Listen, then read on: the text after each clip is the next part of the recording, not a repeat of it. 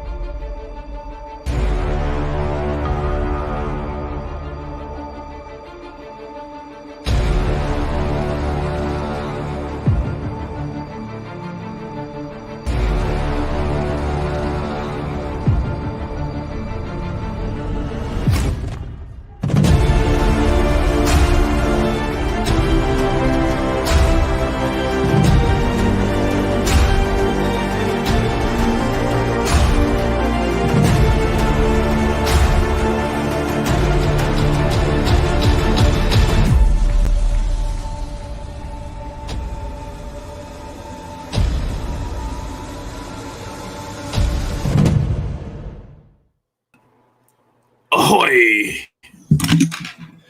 Welcome to the Discourse Syndicate. You there, Connects? Yeah, I'm good. Finally, God, I had to reset everything. That's what you get for living out in the boonies, man. Got to reset your internet. So I'm just posting it on Twitter right now since I couldn't do any of that pre-show. Fun stuff, man. Fun stuff when things go wrong. I know, right? I'm sorry to say that RG did exit scam us. He pulled the rug on us. I'm sad to say that he ended up getting a job, and we're just really sad right now. You know, this is a. He said F crypto, even Hex, and I'm going back to working full time. I don't believe in anything that's crypto related anymore. It was a damn shame. He emergency unstaked all his stakes, but kept some liquid Hex. Yep. Fool. Yep. So what's up, Kinetics, man? How you been? Good. Hey, not much, man. I'm just trying to keep up with everything going on, man. It seems like the busier I get and the more successful I get, it begets more busyness, and it's crazy, man. It's hard to keep up with all of it. Yeah, it really is. I'm starting to understand what you're going through, because I know you're a lot more ahead in terms of the whole business thing, you know, and it's goddamn, bro. And you got a family on top of that too. Yeah. Fuck, dude. Yeah. And my wife doesn't let me forget that. I start plugging away and she says, no. You got to reel that back in, man. We've got people that care about you and want to spend time with you. I'm like, but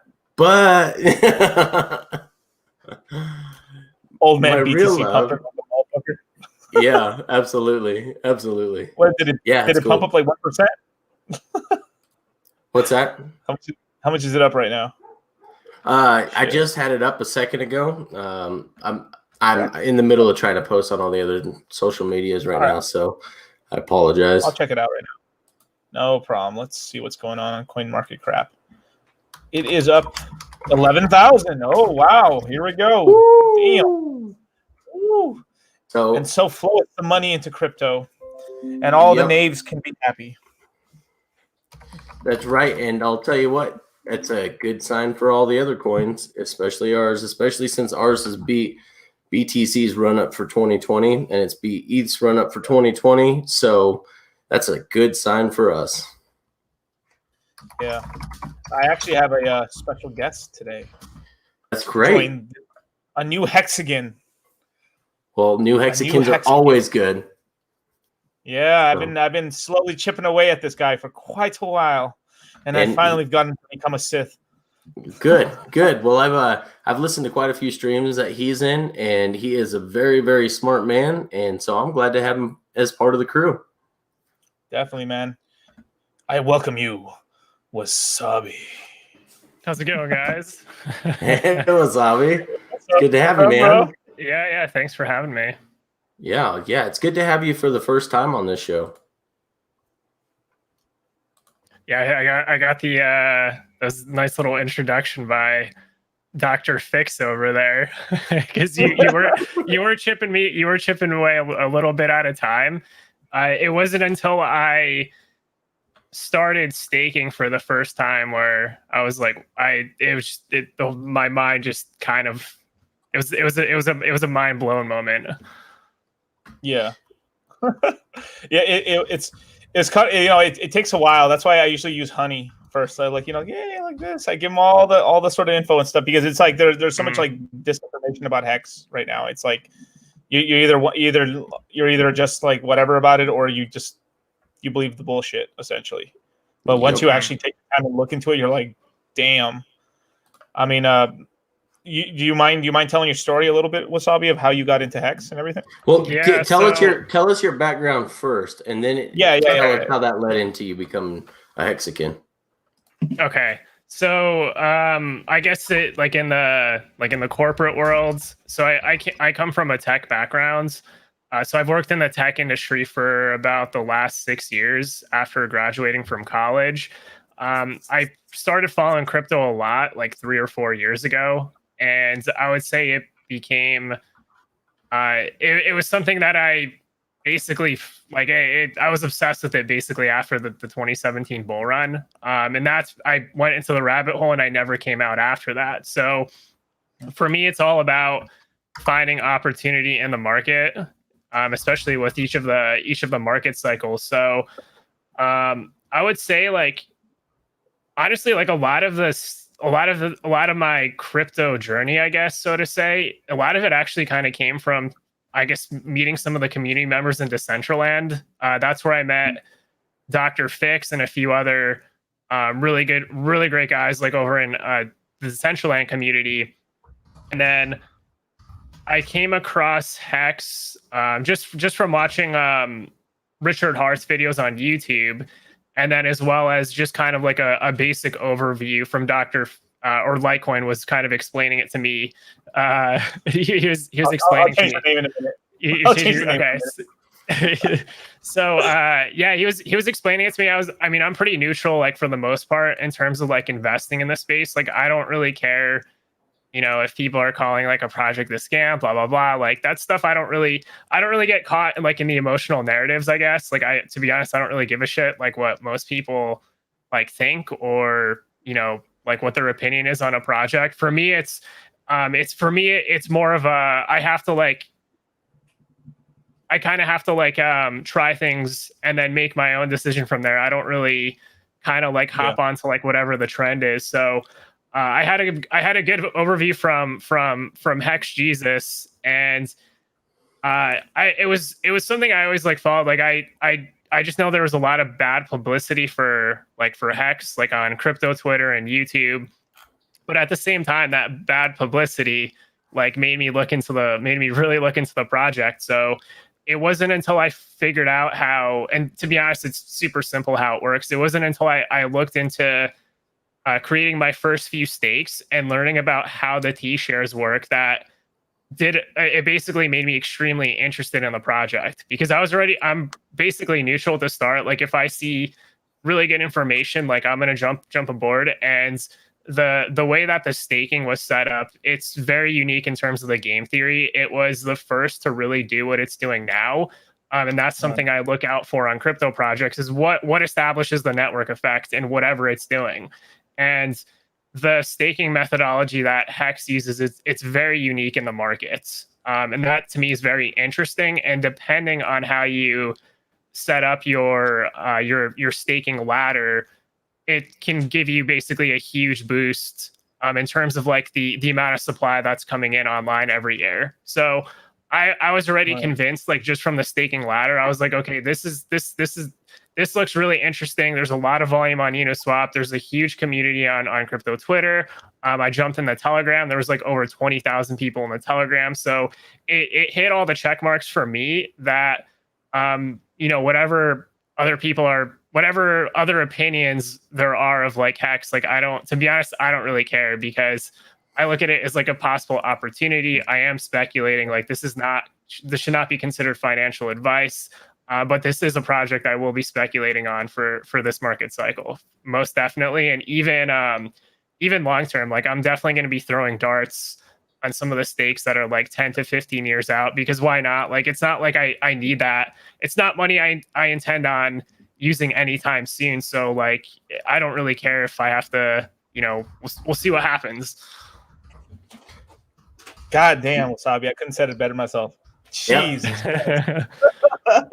It's true. It's true. And if it's a little bit of economic energy, that's not going to hurt you to miss.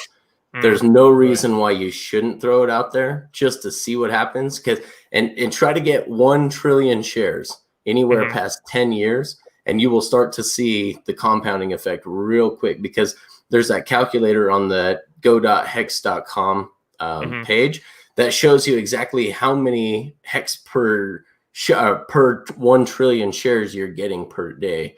And so that compounds pretty quick, and it's going up because the amount of shares that it takes for Hex to purchase more of the same shares is going up as well. So it causes people, when their stakes are done and they want to restake, they're not getting as many shares as they had before. So everybody's getting paid more, especially with how low the supply of the circular or the stake supply of the coin is right now. So we're getting something close to 30% return right now. That's phenomenal. And then it compounds with the emergency end stakes, which you'll if you ever watch the Hexologist show, you'll see he makes a point to point out all of the wrecked plebs for the day that emergency end staked. So, and those are all getting paid to that staker class. So I watched your show with on Cultivate Crypto a couple days ago, and you had some really, really great things to say about it that I am glad that Hex Jesus was able to bring you online today, because there's a lot of points that I think you guys should go back and check. That we had our very own Motley investor show up and on the stream, and it was great. It was great to see him defend the project, and I wish I could have been able to jump on, because I would have loved to have jumped on the conversation of what utility does it have. Well, it buys you shares that pays you out in more Hex later. It's a time value of money. Whereas the utility of Cell Token is it's got utility within its own platform as well. Outside of their own platforms, that really don't have any utility except for the utility that Bitcoin shares. And it still has a $11,000 valuation as of today. So I would have loved to have made that point. So I made it here on the show right now. But I was really happy to hear some of the things that you had to say, because you have definitely done your homework. And that's a lot more than I can say about a lot of influencers. Yeah, and what a lot of there's always going to be like disagreements on what people think is like the best project. But at the end of the day, it's really like it all boils down to a belief anyway. So the reason why I'm speculating is because I believe the project can survive like long term, and I just have like a few reasons that just kind of justify whatever decision that I'm making. And I would say really the shares, that's really the like kind of the underrated part, or I think probably the item most people gloss over. They don't necessarily look into it, because that's really the whole that's just how the game theory works. Like it's such a critical part of the game theory is the T shares, and being able to get as much as you can while it's still there. So I was actually really surprised that the percent stake was so low. Because it kind of shows there's still like a big opportunity there within the adoption amplifier. Yeah, part of me wants to shout from the rooftops, hey, all of you Hex holders, what the heck are you doing? You can at least 2x your stack if you guys will stake past November 19th. But at the same time, the selfish part of me wants to say, no, it's cool, guys. You guys go ahead and hang on the sidelines until after big payday, and then you guys can go ahead and jump in when the T-share cost probably doubles. That's our estimation from what we're looking at. It looks like it's going to double after. And then it just hockey sticks all the way up into the future. And if you look at it from if you pull out longer, obviously it doesn't look as, if you zoom out on the chart, I should say, it looks, it doesn't look so hockey stick-ish, but it's a phenomenal gain for those who are in early and stake long enough. Definitely. I mean, it's pretty... Damn, dude. I mean, it's like I've said this for a while, man. If you have like 30% of your stack staked between year 1 and 2, like dude, it's like literally you get about like 70-80% of your bag back essentially, right? So it's like, you can just stake the rest of it out, and it's all free and clear to spend and stuff if you want to. Obviously, some people want to, just reinvest it, or I mean, everyone's in a different situation. But I mean, I really like that number of having maybe like 15% on year 1, 15% on year 2, and then from there maybe 8% or whatever the percentage is, up to like 10 to 15 years, depending on like your time frame. Because I know there's a couple people in the Hex community that are like a little bit older and worried they're not going to make it for some fucking reason. Yeah, they're looking at it going, you guys are young. You guys got a long time ahead of you. You got a long time horizon. 15 years for me is kind of scary. So, and there's a few of them in the chat right now with us. So, yeah, the 15 years I think actually lines up pretty well for this is why I definitely want to have a few darts through them, because this is my guess. Like, I don't know if this is necessarily going to play out like to a T, but I don't think the cycle top is going to be like in 2021 or end of 2021. I'm thinking basically, 2 years out from there. So maybe late 2023. So you get a couple stakes that come in like during this bull run, and then you could basically set up like longer term stakes so that it's set up in a way where you're basically getting all the people emergency unstaking during the bear market. And so it's just kind of like a good long-term play.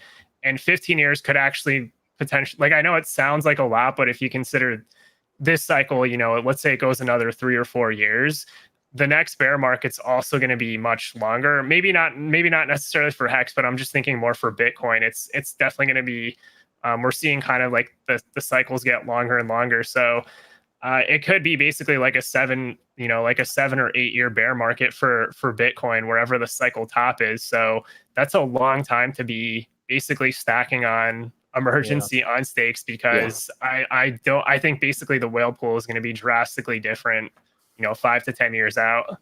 Yeah. I think you're right. I think, and Hex Jesus and I have talked. I would beat this horse so dead on the show and off show, but I think it's a good point for those watching, and especially those new that haven't seen that point made before. But there is going to be such a gain, not just on the huge interest, but if you have T-shares from early on in the game cycle, but also from those emergency end states, because there's going to be a point where Hex goes with the game theory and more gets locked up and less supply is available. So you had made the point that actually in Discord, in the OPEC baby whales chat, you had made the point that there is a 3.69% inflation, but most of that 3.69% inflation of the coin supply every year won't be realized for at least the 4, 5, 6 first 6 years due to how long the stakes are. So it's only the stakers that are getting that inflation. So you won't even see it for 4, 5, 6 years. So there's going to be a time with the game theory, the way it's designed this way, for literally, he calls it pumpamentals, that when that price of Hex gets to a certain threshold, there's going to be a lot of people that are like, I can emergency end stake, still only get half of my principal and still be up 10x from where I was at, thanks to the price appreciation alone. And then those of us who actually hold through when we said we're going to stake it, for as long as we say we're going to stake it, we're going to all get that extra gain on top of it in the long run. So I think there's, and I think due to emergency end stakes, and especially how high the interest rate is right now, and it being a compounding interest rate or return, I think everyone's looking at big payday short term, but I think the big payday is going to be minuscule compared to the emergency end stakes and the compounding interest over the next 5, 10, maybe even 15 years. And I don't think people understand. So let's just say we get out of this whole big payday thing right now. Let's just say it's a brand new person in Hex, right? And you do a 1 year stake, and let's just say it's, I don't know, 20% APY. For the most part, right? Let's just say it's around that price. Maybe it's like a little bit lower. You could just use something called like the dividend multiplication number, where let's just say you put $1,000 in a 1 year stake, and the Hex price could go up 5 times in that point, and the interest you end up getting for that year will be equal to what you invested originally in $1 point if Hex price goes up as well. So there's all kinds of actual like income opportunities as well, with Hex and everything. I I mean, is that something that you thought about, Wasabi, or were you just mostly thinking about like you're just doing more some long-term bets because of how much hex essentially you're going to end up getting later on with the long stakes? That's a great question. So I would say for me, it's mostly just kind of a long-term bet. So I do have my plan in mind for this cycle, and then it's also nice because like when you do get that supply like online, you can think about rolling it into like another stake, which is really nice. But for the long term one, yeah, I think really a big part of it's going to be because it was already amazing, like just how much you get on top of the inflation just from the T shares. So I was like, wow, like this could really. I mean, this doesn't even count the. Excuse me, that doesn't even count the emergency unstake. So I'm kind of taking a long term bet on this because I again, like my reference point is using Bitcoin as like an example, but since Hex has such a different game theory to it, it may not necessarily even like have to follow like the same cycle pattern that Bitcoin has. It's more like it, just to give me a rough reference, but to be honest, like the game theory is it's so much different for Hex and there's so much more to consider that it's probably going to do things that are just completely unexpected, and we'll just have to learn that. And at least if you're set up long term, you're kind of like hedging against like kind of the unpredictable, and at least you can still get some profit in like during this cycle. In order to properly trade Hex, you trade Hex with time. You don't trade, it's inverted. It's almost like it's not as complicated as like ample shit, but like but like it's sort of like it's a different way where like you're in order to play this correctly, you just stake it and just essentially just you're just game theory it out instead of trying to like market time with the price. Obviously you always do market time a little bit, right? Like there's a thing of like running out, and there's something at least in the Hex community which is called like FOMOing out, where like you could have a stake that's like, damn, that bitch is 6 months out, but like the price right now is looking nice right now. Yeah. Oh man. Absolutely. And, that's why I've always was a fan of having at least a couple stakes every year, just to keep at least psychologically. I know that's me. Like I at least if I know I've got some Hex coming in, I'm not going to do something stupid, and start like emergency unstaking, because it's like we all can say that we're like these Zen, we're these Buddhas and stuff that we can like our emotions never get in the way. But man, when those numbers start getting big, man, it's gonna be like, God damn. Sorry, go ahead. As El Hexidente says in the chat, it's we're FOMO sapiens, so we do get emotional about those. When we see big gains, we do get emotional about them. Yeah, come on the show, Motley. Come on, bro. Yeah, man, we need you on here, bro. I'd like to talk with you anyway. So at this time, if you don't mind, Wasabi, I'd love to continue this discussion. I think we've got some guys in the green room here that can add to this discussion as well. We're going to bring on someone who is not new to the show whatsoever. Hey guys, how you doing, Briz? It's good to see you, man. Yep. And then I think this gentleman might be new, and I've definitely checked out his website in the past, so I'd love to have him on. How are you doing, sir? Yeah, doing well. Hear me loud and clear, can you? Yep. I can hear you, man. Nice to finally jump on with you guys. I've been sitting from afar watching all the good work you guys are doing. So, yeah, I thought I'd better put my hand up and participate. Well, we love it. Glad to see more Hexicans, man. Hell yeah, man. Welcome to the FN Hangout. Yeah. It's been some interesting conversations over the time I've been watching this. Gets a little bit heated at times. Good entertainment. That's the way we like it. Well, not only is it entertaining, but this is the show that we allow the community to air out their dirty laundry. We allow different discussions, and then every now and then Richard comes on and smacks everyone around and says, "This is how it really is," and let me teach you some things, and then everyone shuts up and listens. So you notice, everyone else goes very quiet when Richard gets on, and just let him talk, man. Let him talk. Yeah, exactly. Well, if they don't, I'll mute them because I want to listen to what Richard has to say, not some bum. I mean, everyone just really wants like it's Hexamania running wild. Yeah, everyone wants that fucking the promo, or they want like bullshit and stuff. But damn, dude, like there's some interesting people here in Hex, man. Oh, speaking of interesting people, go ahead and bring him on, man. Let me add him. Bam, Motley Investor, man. What's up, dude? What's up, guys? What's up, bud? Hey, so I just got to ask before I'm gonna have to kick you off if the answer is no, Motley. But with your background, just so you know, I'm just letting you know up front. But with your background, did you do a day 300? Of course. Did you participate in day 300? Yeah, I was trying to go live and do it with coffee, but he had to dip out early. Gotcha. Yeah. Gotcha. Well, I'm glad, man. On day 300, it initially was 1 ETH into Uniswap. Everybody was supposed to dump 1 ETH into Uniswap to see how high we could pump the price. And then I think there was a misunderstanding, and Hexologist announced it as 1 ETH into the AA. Yep. So which doesn't affect the price whatsoever. So everybody dumped their 1 ETH into the AA, and I'm sure they got a fat payout that day, but I think it was actually pretty low compared to what it is right now. But it's still not the pump we were hoping in Uniswap by everyone buying 1 ETH in one day. I think it's because they finished the stream with Richard and they just got done talking about self-referrals and all that stuff. So he was teaching everyone about self-referring in the AA, and he front ran it by a day too, unintentionally. I think everyone that went into the AA that day, they were hoping for a pretty big return because the sniper waited till the very end. Right. Yeah. Right. As they usually do. Yeah. Dude, they were only like 300 ETH or something like that right before the turnover, and then all of a sudden 6,000 ETH. It's just like that tiny hope that you catch that one day that they don't come. Yeah, I was in the AA yesterday in a big way, and I was really hoping, like, hopefully no one else jumps in, and then all of a sudden, last minute, like, oh, he froze. Yeah, I saw that on Telegram the other day, though. Everyone was like, "Oh, they're not coming." I'm like, "Yeah, they're coming."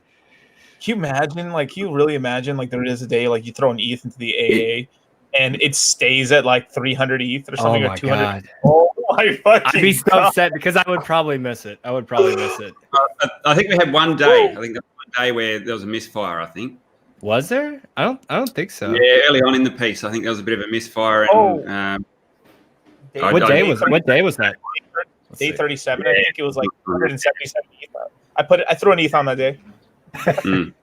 Why not? Yeah. I mean, what? Yeah. I was just you were talking about market cycles. So at the moment, everything is pretty driven by Bitcoin and the halving events. So I think I chucked a comment up in Discourse Syndicate earlier today or yesterday. I get confused with the time zones. But if ETH does flip Bitcoin, do you think the 4-year cycle and the halving event is going to be less of a concern across the whole market? Because ETH doesn't really play by those. The halving event doesn't really affect the way ETH rolls out and its pricing so much, other than the fact it's linked to Bitcoin.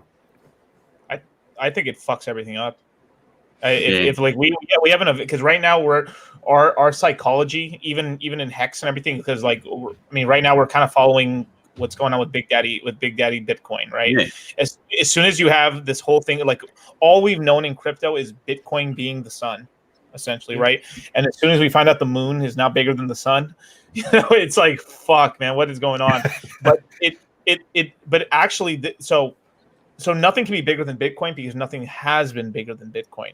But the minute once if ETH does do a flippening or whatever the fuck, to Bitcoin, we're in some alien world. It's madness. And it's not even just madness, because at some point, that means, if Bitcoin can be flipped by ETH, and ETH is fucking up, we can now, like, it's sort of like when the 4-minute mile happened, right? Everyone's racing for it. Everyone can go for it now. And it is, I think it'll be chaos, to tell you the truth. It is, but it's very interesting. At that point, if that happened, if let's just say ETH passed Bitcoin, fuck, man, it's possible, dude. Hex could pass fucking ETH, dude. We could go number one. Very close at the tail end of the last bull market. I think ETH got pretty close, didn't it? It was giving it a good nudge. Almost had the flipping. Yep. Yeah. I remember all the memes. People were talking about it. Yep.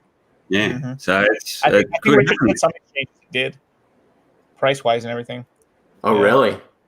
Yeah, on some. I think if they counted like the total supply or something, but they were like counting it in a different way.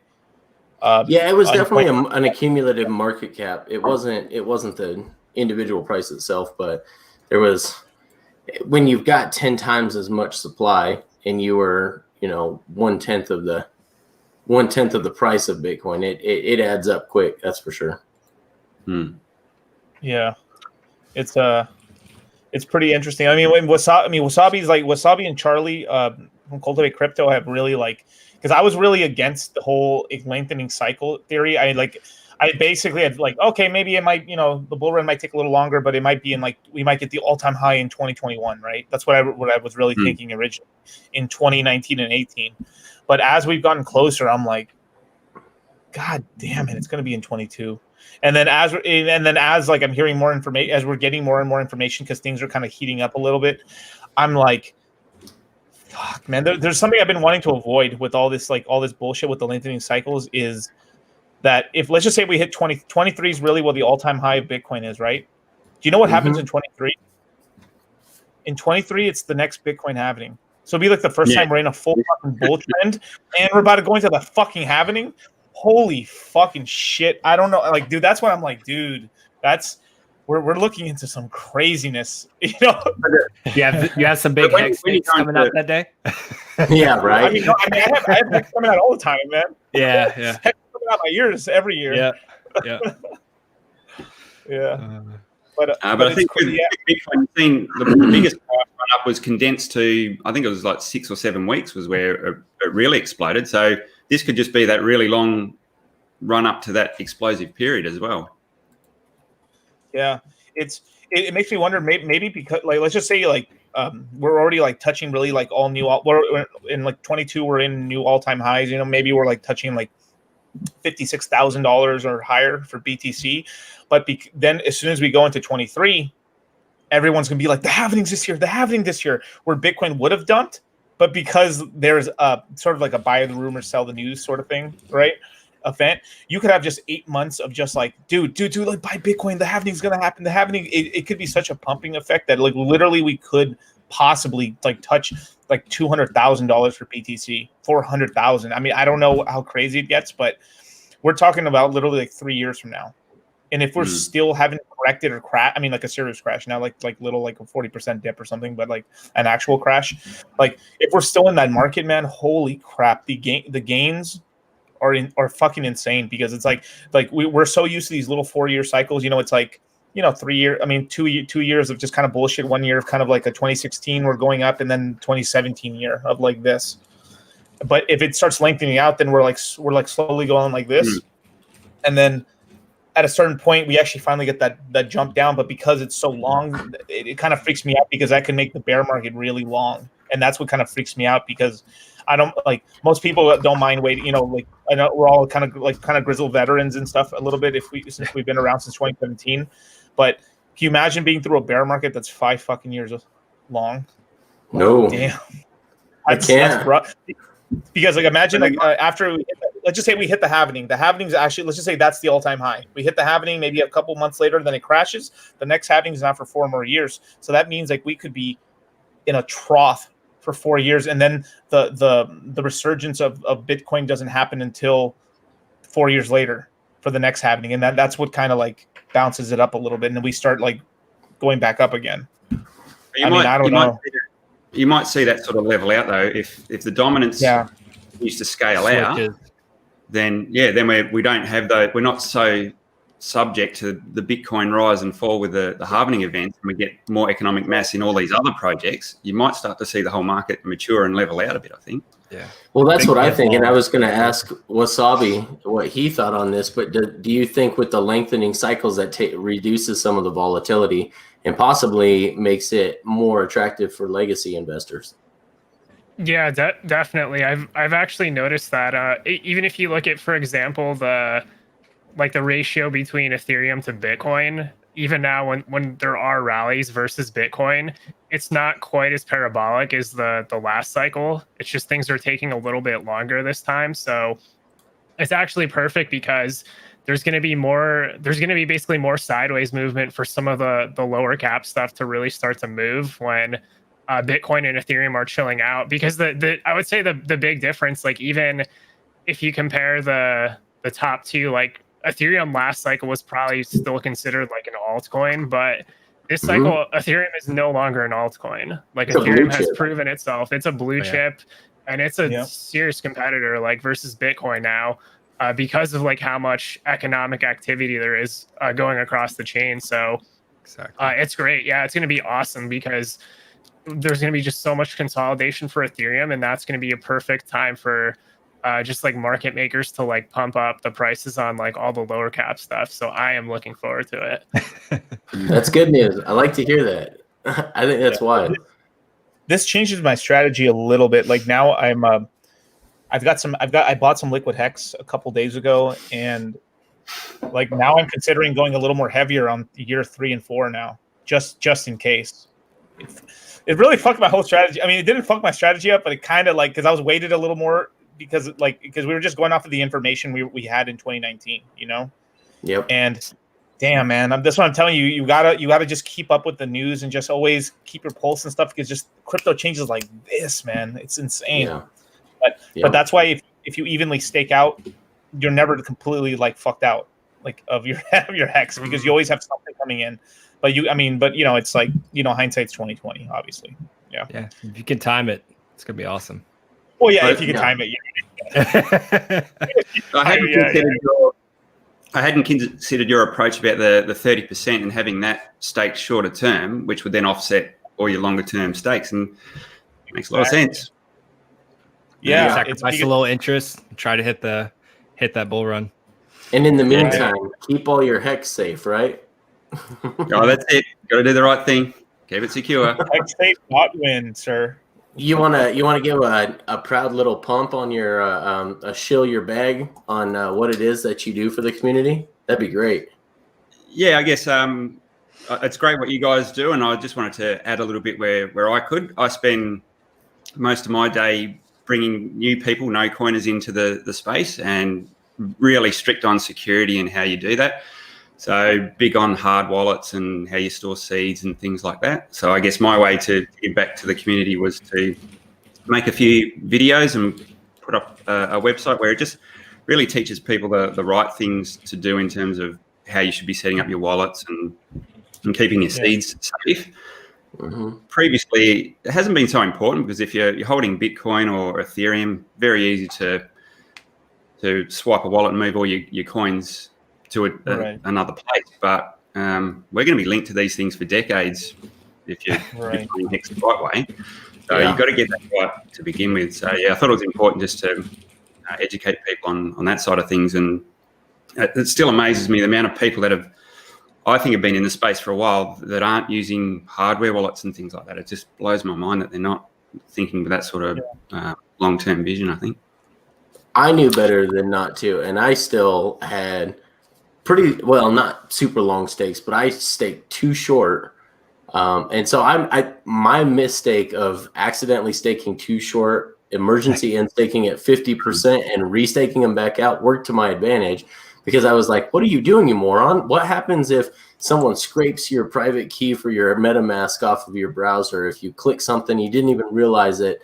You need to be using that hardware wallet. You know better. You're not new to this space. So I actually took that as an opportunity to restake out my ladder longer over several ledgers, because I figured, it more than one is better than just one by itself. But using that is greatly better than using a MetaMask. Yeah, that's right. I got a funny little story where I was looking at Hex.Live last night. And I saw someone that had a similar balance to myself, right? And then I forgot about it. I pulled up Hex.Live today, and I thought I was looking at my account because it's like really close to mine, but it's a little bit up. And I saw that he had a $5,000 penalty, and I don't have any penalties. I'm like, and I thought it was mine. I'm like, did I get hacked? Like, did they like unstake my stuff? And then I realized, I was like, oh, great. No, I'm looking at someone else's. So I'm like, whew, man, my heart is beating real quick. That's scary. I love it. Well, I even went out. I decided to do just a small stake for my kids, all 4 of my kids. One at their graduation day of high school, and then another one just throwing out Cuatro Cinco days into the future. And I think they'll thank me later for it. And so I bought Ledger right now has a deal going on where they did 3 for 3 for $150. And so I was like, boom, let's do it. So I had them send me 4 ledgers to the house so I could get their stakes all set up too. So awesome. They're taken care of in the future as well. Good dad. We'll see. Hopefully, I'm pretty excited about it. The wife's like, "Oh God, whatever," and I'm like, "No, you don't understand. Like, trying to do get the game theory and why it's so important. She could care less about crypto. She is very much a loving mother and does a great job with the kids. But when it comes to the financial stuff, like she has no interest. I'm like, don't worry, babe. I got us. I'll take care of this. Let's see if that interest changes in maybe a year or so's time when yes, things start to move a little. Should be like, all can I we have buy? to do, it doesn't even have to pump big. It just has to stay the make same. a whole. No, it just has to make. Well, it can stay the same with the interest, thanks to a more payout. But all it has to do is make us whole from 2017 losses, and she'll be like, "Okay, I'm on this crypto game train." Yep. Range Rover a month, baby. Hex interest. That's what girls see, man. When you start getting that money in, they're like, "That's a Louis Vuitton purse. That's a fucking Yukon, Versace, Gucci, all of it. Gucci and shit." Yeah. Yep. How much can I buy? Yeah. I recently did that's some. why you gotta love Hex. It is the golden goose, isn't it? I think it's what everyone's been looking for. You got an asset that increases in capital value, but keeps putting through with that passive income. That is just superb, I think. I look at the daily payout as the golden goose, like those are little golden eggs dropping out. And they're just going to get bigger and bigger and bigger. Yes. I'm excited. I'm excited to see where this goes. I am. I wish it's not wise to talk about on air what you got to miss it, but let's just say I'm all in, guys. I'm all in. But hey, I do want to say that those of you guys out there who might have a smaller bag, got in a little bit later, 1 million hex is pretty expensive right now. We're talking $4,300. That's no small investment in crypto. But I'll tell you guys what, that 1 million hex, you may not need. I mean, early in the game, you saw people emergency end staking 120 million hex and only getting paid 90 million back out. Like, they're probably kicking themselves right now because it's worth, 80x more than it was at the time that they emergency end stake. But I'm going to tell you what, 1 million hex, I think with the price appreciation, the interest rate, the big payday, and the emergency end stakes thrown far enough out into the future, you guys are going to be very, very happy with just 1 million hex. That's what I really like about this. It's the great leveler. You don't have to have a massive amount of capital to put in because you can just play it longer. I think that's a good opportunity for anyone, even if they are, starting out pretty small. It's pretty relatively low risk. Cut something out and just sit back and let time do the work. My accountant is coming to my office next week to get him set up on his stakes. Poor bastard. Try to figure that out. Well, no, poor bastard for me because he's going to retire early thanks to the hex stakes, and then I'm going to be without an accountant trying to find a new one. So yeah, I lost my CPA 2 years ago because he was too good at his job. Really? Yeah, and then the replacement he recommended me freaking sucks. So I'm still pissed at him. Yeah, dude. Yeah, 120 million hex right now is $522,000 today. Yep. $500,000, bro. That's how much that at this price. Like, dude, 4/10 of a penny. Yeah. Yeah, that's crazy. 3 cents BPD, baby. Let's go. BPD, compounded interest. One of the metrics I always try and think about is to try and be like 1 in a million, where basically, if you think about it, say there's 700 billion hex. For you to be for it to be spread evenly between 1 million people, I think everyone would have 700,000. So I go, hey, if there's like Litecoin, there's 84 million of them. I go, hey, just try and acquire 84 Litecoin. That's only 1 million people can have that much coins all at once. So with Hex, I think we're thinking that might be around 700 billion. So I say 700,000, try to get that much. You'll be 1 in a million. And that's a great way to think about it, man. Holy crap! like That's that. actually that's good, man. Holy shit! You got Hex Jesus' brain on fire. The gears are turning. It's starting to smoke out of the ears. And just think about it, That's every 700,000 you have on top of that, that's one more person knocked out. So even less than 1 million people can actually have an equal amount. That's like having 2.1 Bitcoin or having 21 Bitcoin. That's basically what you're doing. Yeah, that's damn. So we need to keep an eye. If you guys, anyone in the, I'm keeping an eye on the chat. Anyone in there, if you guys see anybody new, please welcome them to the stream. We are growing crazy right now that we have taken off the check mark for adult content only. We have taken that off, and we are trending #1 like every stream. So we're getting a lot of faces in here. So any of you guys, welcome. See someone new in here, definitely be very welcome. Let us know so we can give a breakdown kind of on Hex. Let them know, what this project's about, why they need to get in, or at least look at it. I don't want to tell anyone to get in, but I think someone needs to look at it and make their own decisions after that.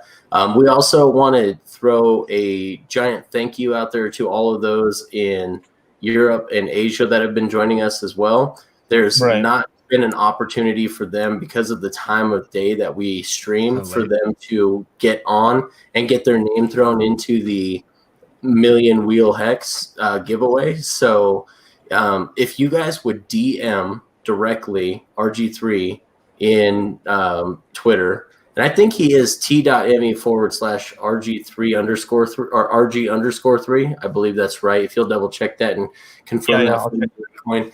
If you guys will direct message him either there or on Twitter, he's easy to find there as well. It's at RG3_pirate. Okay. So at RG3_pirate.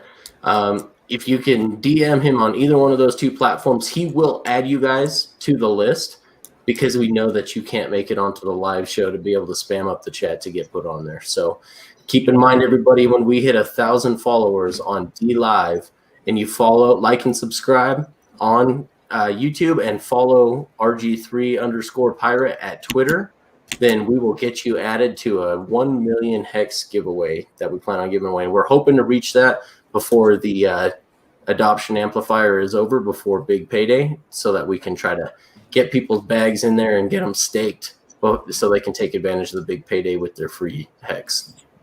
Yeah. Steph's trying to keep his eyes open. Come on, bro. You can do it. Believe. That's right. Steph is the man. His staker app, I don't even know what I can and can't say at this point. I just want to tell you guys, it's beautiful. It is beautiful. Today is launch day. It got pushed back, right? Yeah, just a little bit. It's going to be huge, like China. Mm-hmm. It is. Get it out before big payday anyway. That was a pretty big task to take on. No pressure. Right? Yeah. Hey, let's do a blockchain application and make the blockchain completely disappear for the user. Oh, no, easy enough, right? Right. Yeah, right. These guys are geniuses. Him and Firebun are going to make one of the most beautiful apps ever. It's going to be great. It is going to be the most beautiful child I've ever seen. They're making a child together, and it is going to be beautiful. The first digital Hex baby. Am I right? You guys have had the chance to play with the trial version. Is that correct? Oh, yeah. Alpha testing it right now. So, yep. Oh, beta's here, baby. Beta's here. Skipped right through beta, went to alpha. Yeah, right. Wasabi, man. There's no beta testing. It's only alpha testing here, okay? He's like, whatever. Yeah. Shit, man. Hey, Persology, where you been, man? I haven't seen you in a minute. Where you? Yeah, I've been. I shifted my hours at work, and so I was kind of like going into work as this show comes on. But now my hours have shifted back, and now I have this time space available again. So I'm pretty happy about that. But did you guys hear about Coinbase is going to be creating a DeFi or a decentralized exchange called Cofix? Cofix? Yeah, it's going to try and compete with Uniswap. Oh my god. Cofix, though? Yeah, I think they're a little bit worried. They're getting their lunch cut at the moment, so I think they're a little bit concerned. Yeah. I think so. Oh my god, I love it. I hate Coinbase, so Yep. Man, Wow. Coinbase treats me really good. Like I pay like less than Until 1%. taxes come. Oh, I know, right? Until I get that tax letter. Yeah, this guy's been What is buying this coins. tax thing you speak of, Motley? Everyone do your taxes. Shout out to Puerto Rico. Shout out to Puerto Yeah. Rico. Yeah, Right. go to Puerto Rico. Go to Yeah, hey, Portugal. as soon as you get that audit letter, you better already have a ticket to somewhere else in the world, man. Yeah. Right? Never be All able to. right. Hey, I'm throwing in the link right now to you. Give me 1 second. You Steph, come on in. I'm just gonna throw right into the link here or into the chat. Come on in, Steph. We'd love to have you. You're always welcome here, my friend. I just gotta get Imagine back. what kind of Come hours. on, French Steph. accent. He's so brilliant, but gosh, he's got a French accent. But I won't hold that against him. That's fine. They got to be good at something, right? That's right. Just kidding, Steph. No, Continue to he's work. brilliant, man. He's awesome. Yeah, he is. All right. Jealous. And there's the man, There the he myth, is. and the legend. Hello, What's up, guys. Steph? How you It's doing? only Hanging 3 in there? a.m. where you're at, right? Yeah, can you hear me well? Yeah. Yes, We sir. can. Oh, perfect. How's it going, guys? Good. How are you? Yeah, man. It's good to see you. Great. It's been a busy week. When you make an announcement with such a like perfect ETA that everybody is watching, that puts a bit of pressure on you. But that's been great. We're currently just having the apps being reviewed on Android. I think we're there. The app is actually somewhat ready to push, but I think we want to release it on both versions at the same time on both platforms. So we'll still be waiting for iOS. Nice. And so in the meantime, what we're doing is actually polishing the app, making it nicer. So if you see on the website, you may see that some of the screenshots have been updated, so you get a little taste of like the revamp that we've been doing over the past few days. That's good. Everybody crash the website right now in a second tab. Go check out the website right now. Staker.app. Yep. Go check it out right now. Overload that server. So if you look at some of the screen, I think the second one is interesting. I can just go through it very quickly. Yes. So first of all, like with the app, you'll be able to track multiple addresses. So in your profile, you can set as many addresses that you want, and then we'll be computing on the fly kind of aggregated profiles for all the addresses that you want to track. You may actually own the address or not. It's up to you. But then we'll on the fly just create we'll put you in the league. So if they have 3 addresses, and then we'll compute the aggregate like shares for the 3 addresses, and then put you in the right accordingly into the right league for the 3 addresses. And then what we'll be doing will just be aggregating all of the stakes and computing the accurate interest for all of them, just giving some warning when some of the shares are approaching maturation, due date, or even if they're starting to burn. We'll be able just to display that in the app, and also sending some push notification. So I think there's a lot of nice features that we'll be giving to users. So if you see on the second screenshot, there is a little mention on one of the stakes that is currently being displayed. The last piece of text says you would earn roughly $18, 4% by ending this stakes today. So we're actually computing an estimate for each stakes, an estimate of like, are you already above your principal? Or if you were to end your stake, will you be earning some money above your principal? Or is it still you need to wait if you were to end the stake today, how much you would pay in penalties? So we'll be displaying, in this example, we don't see it, but if that stake was maybe 10% in, we would see something like you would lose $200, right? So that's quite nice to see. Yeah, that's amazing. Yeah. Yeah, so that's for the second one. And the third one, so similar to Dlive, we'll have some sort of feed. It's just more data about like who does what, how. Because we want to, our primary goal is to make it easy to onboard no coiners. We are really focusing the app on displaying above all the dollar amounts everywhere and minimizing the Hex quantity. I think that's the best way just to approach people that don't know anything about Hex or don't have any representation of how much Hex is worth on the market. So we are just leading with the dollar amounts for all the events that are happening. So, I was just, while you guys were just chatting, I was just like coding a nice new features where if some of these users are chaining transaction, let's say you just end one stake and then you're selling your stack on Uniswap, you'll be able to see that on the feed as well. And with a little mentions that these two transactions are chained because they are coming from the same address. So a lot of nice new feature like that. Nice. Amazing. Yeah, it's gonna be a game changer for bringing no coiners on. It really is. Yeah. You and I haven't talked in quite a while, and we haven't discussed it within the Discord, but I'm really hoping in the future we can find an actual fiat on board for it, because that'll just make the process that much smoother and simpler. Yeah, that was going to be my question. How are you handling that side of things? Because to bring no coiners on, that's the biggest barrier at the moment, really, isn't it?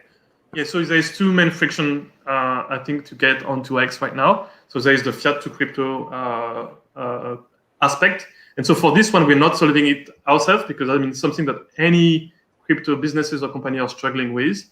So we're using a third-party integration. So right now we are looking at different providers. You have the Transact one that is not working really well. You have MoonPay in Europe. You have different ones. And we even might be relying on Coinbase at some point, where if you already have a Coinbase account, using the API to just to pay directly, sign in with your Coinbase account on the app, like Google sign in or Facebook sign in, and be able to purchase directly from the app. So a lot of like nice things like that we're contemplating. But I think the quick win for us, the low hanging fruit, is just doing the integration with one of these third party payment provider. And then we'll be directly directing the funds that people are pushing into the smart wallet that we are creating for users, because we'll be provisioning smart wallet for users. Yep.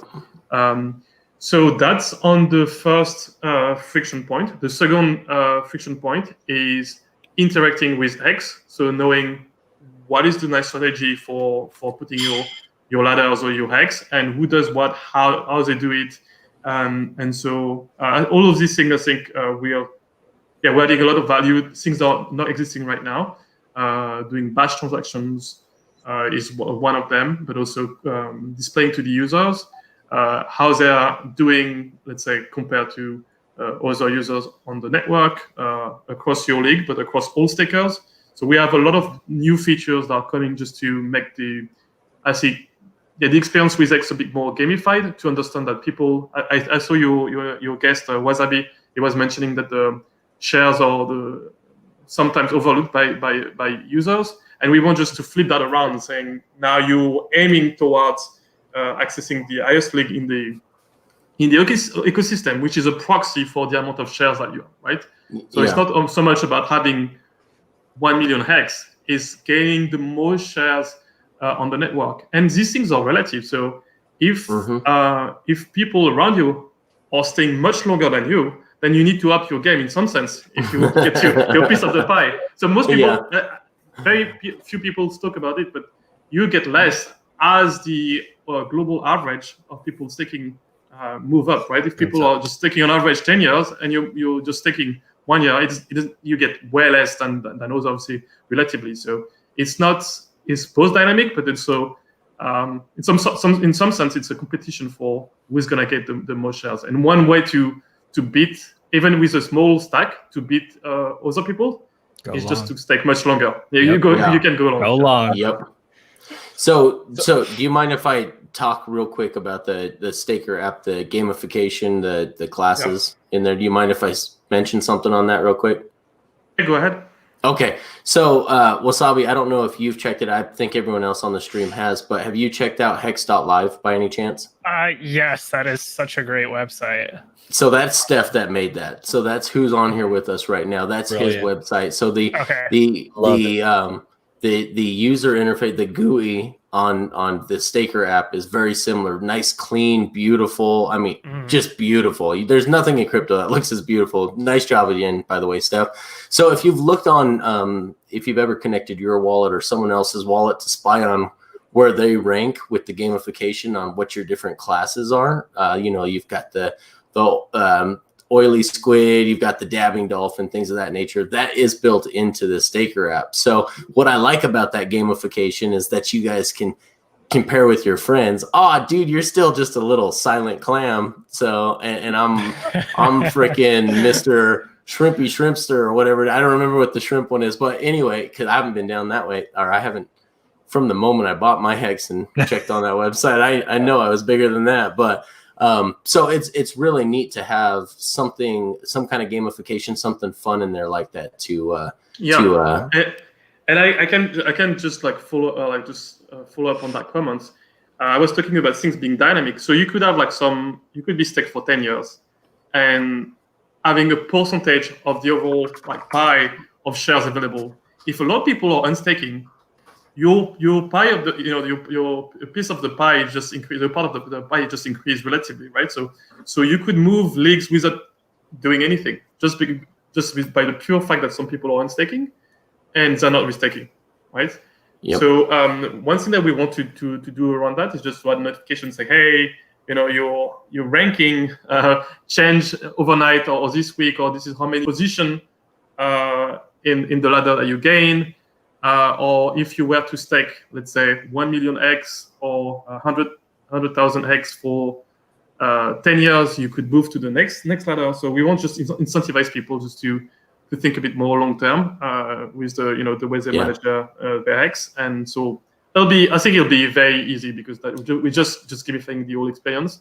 And because I think it'll be very hard just to explain to many people that don't know anything about even APY, CDs, shares, compound interest. Yeah. All things like, even when I look at the Exo show, on a daily basis, people are talking about T shares. I think the whole experience is a bit, too complex with too much jargon. And I want to just bring that down into something very simple, something you can connect with. So the story of these leagues, I think make it very easy for people just to engage with that. Yeah, I love it. The one thing I would really love to see is that under each league, like under the whales, have there be 10 different types of whales. Under the sharks, 10 different types. Yeah. So that's coming as well. So Don't worry, he's already thought this out, man. Yeah. So so you'll be able to right now, if you see on Exo Live, just you got the aggregate result per league. But I think the next iteration of that and then is just to inspect who is in current leagues.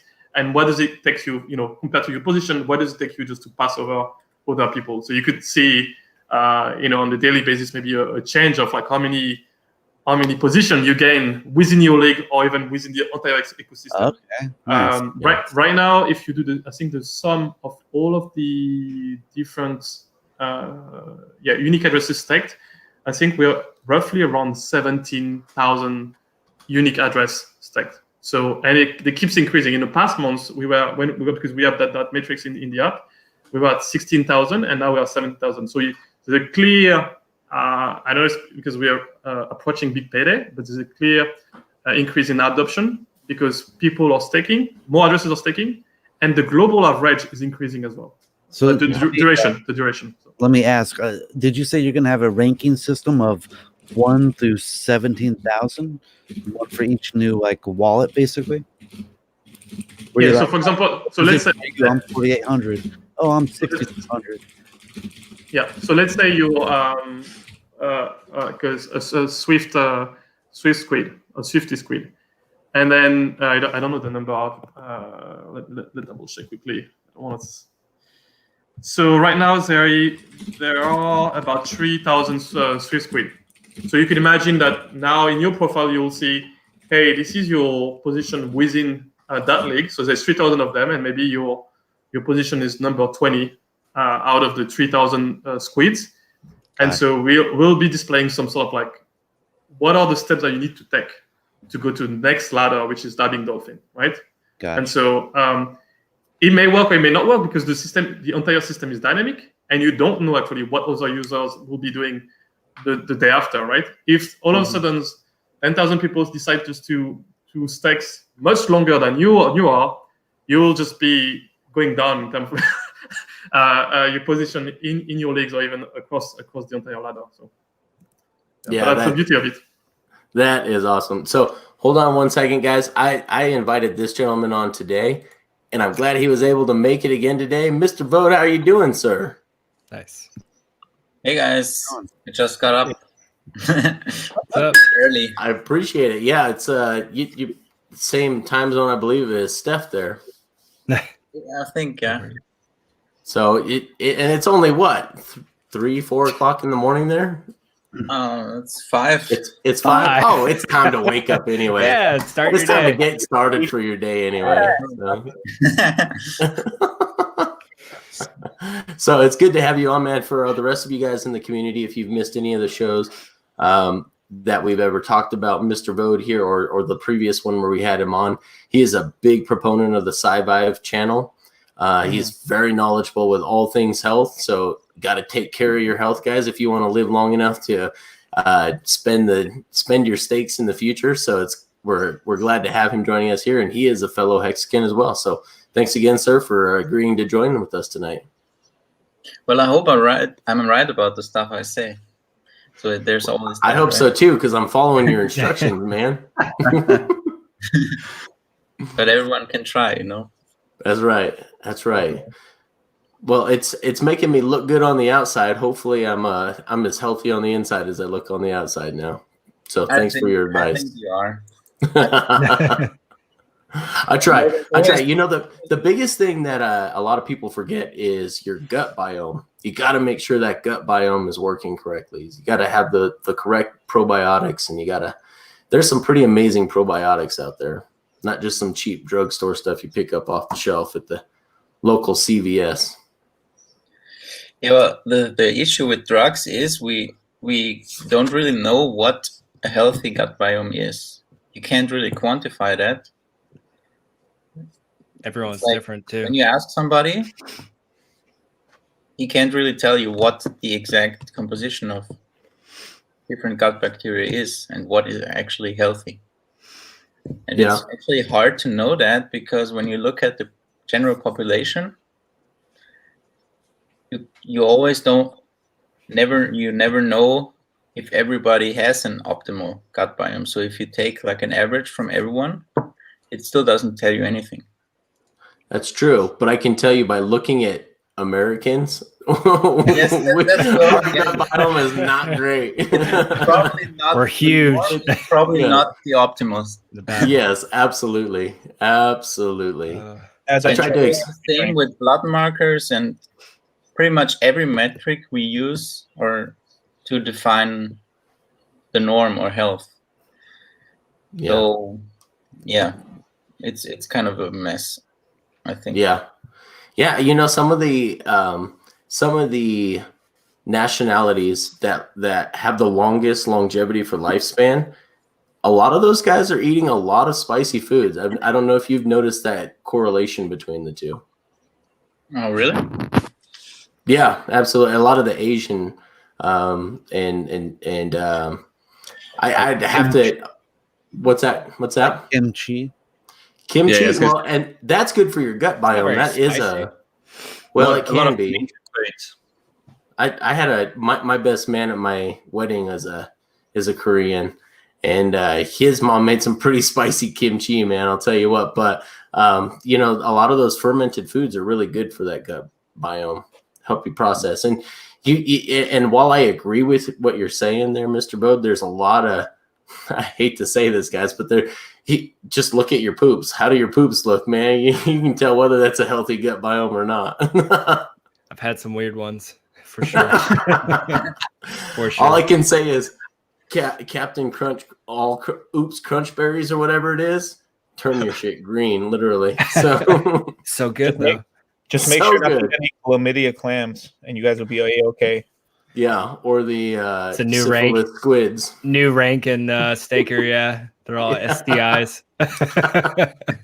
Make you want to get out of that class. Yeah, real you gotta quick. get out of the class, yeah. Yeah, I was thinking about How that. many ranks there's going to be? Hex is doing a pretty nice little pump right now.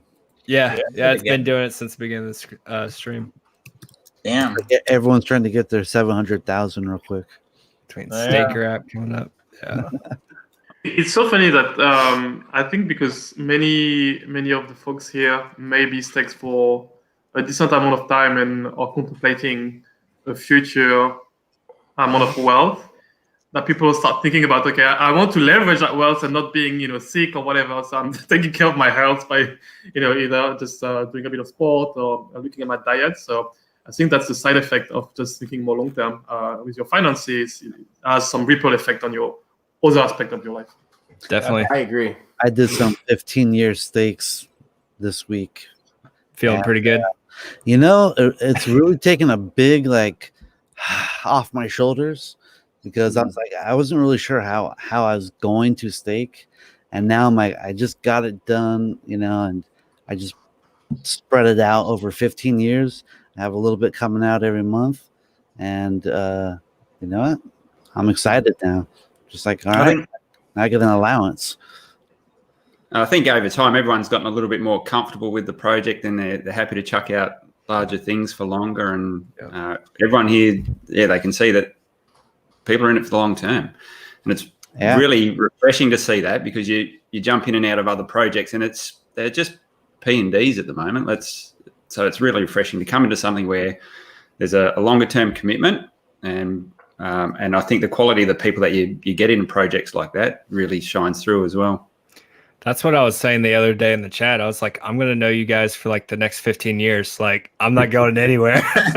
Yeah, I'm here with You guys are every gonna get month. sick of seeing me. Yeah. Yeah. Extended family at this point. That's right. Kind of wild. I'm cousin Eddie going to show up at Christmas. And so the thing that people don't realize is that any new person is on board into Hex that is taking, let's say, for 3 years, 4 years, 5 years. These folks, they will have to wait for their, so they're all committed for that amount of time.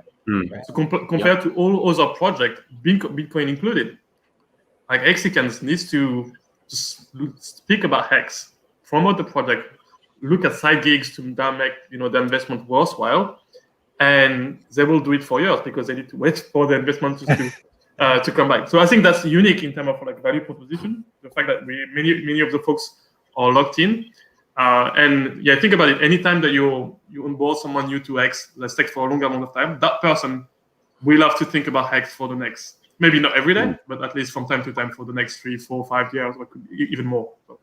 Yeah. Steph, did I hear right? You're giving ladder suggestions in your app. Is that correct? So we'll do a few things. We'll just look at the top performers across the entire staker class. So right now there's 17,000 unique addresses.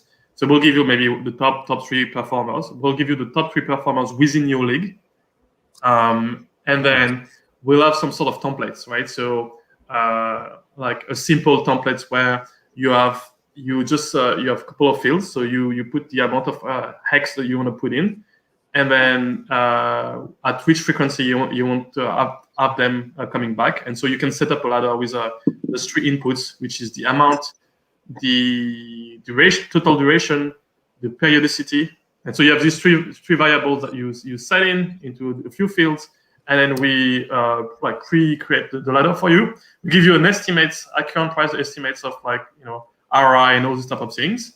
And then in one click you can set up your ladder. So if your ladder is 60 stacks, it's just the press of a button, and a few minutes later you all stack. That's the experience that we're just looking to provide.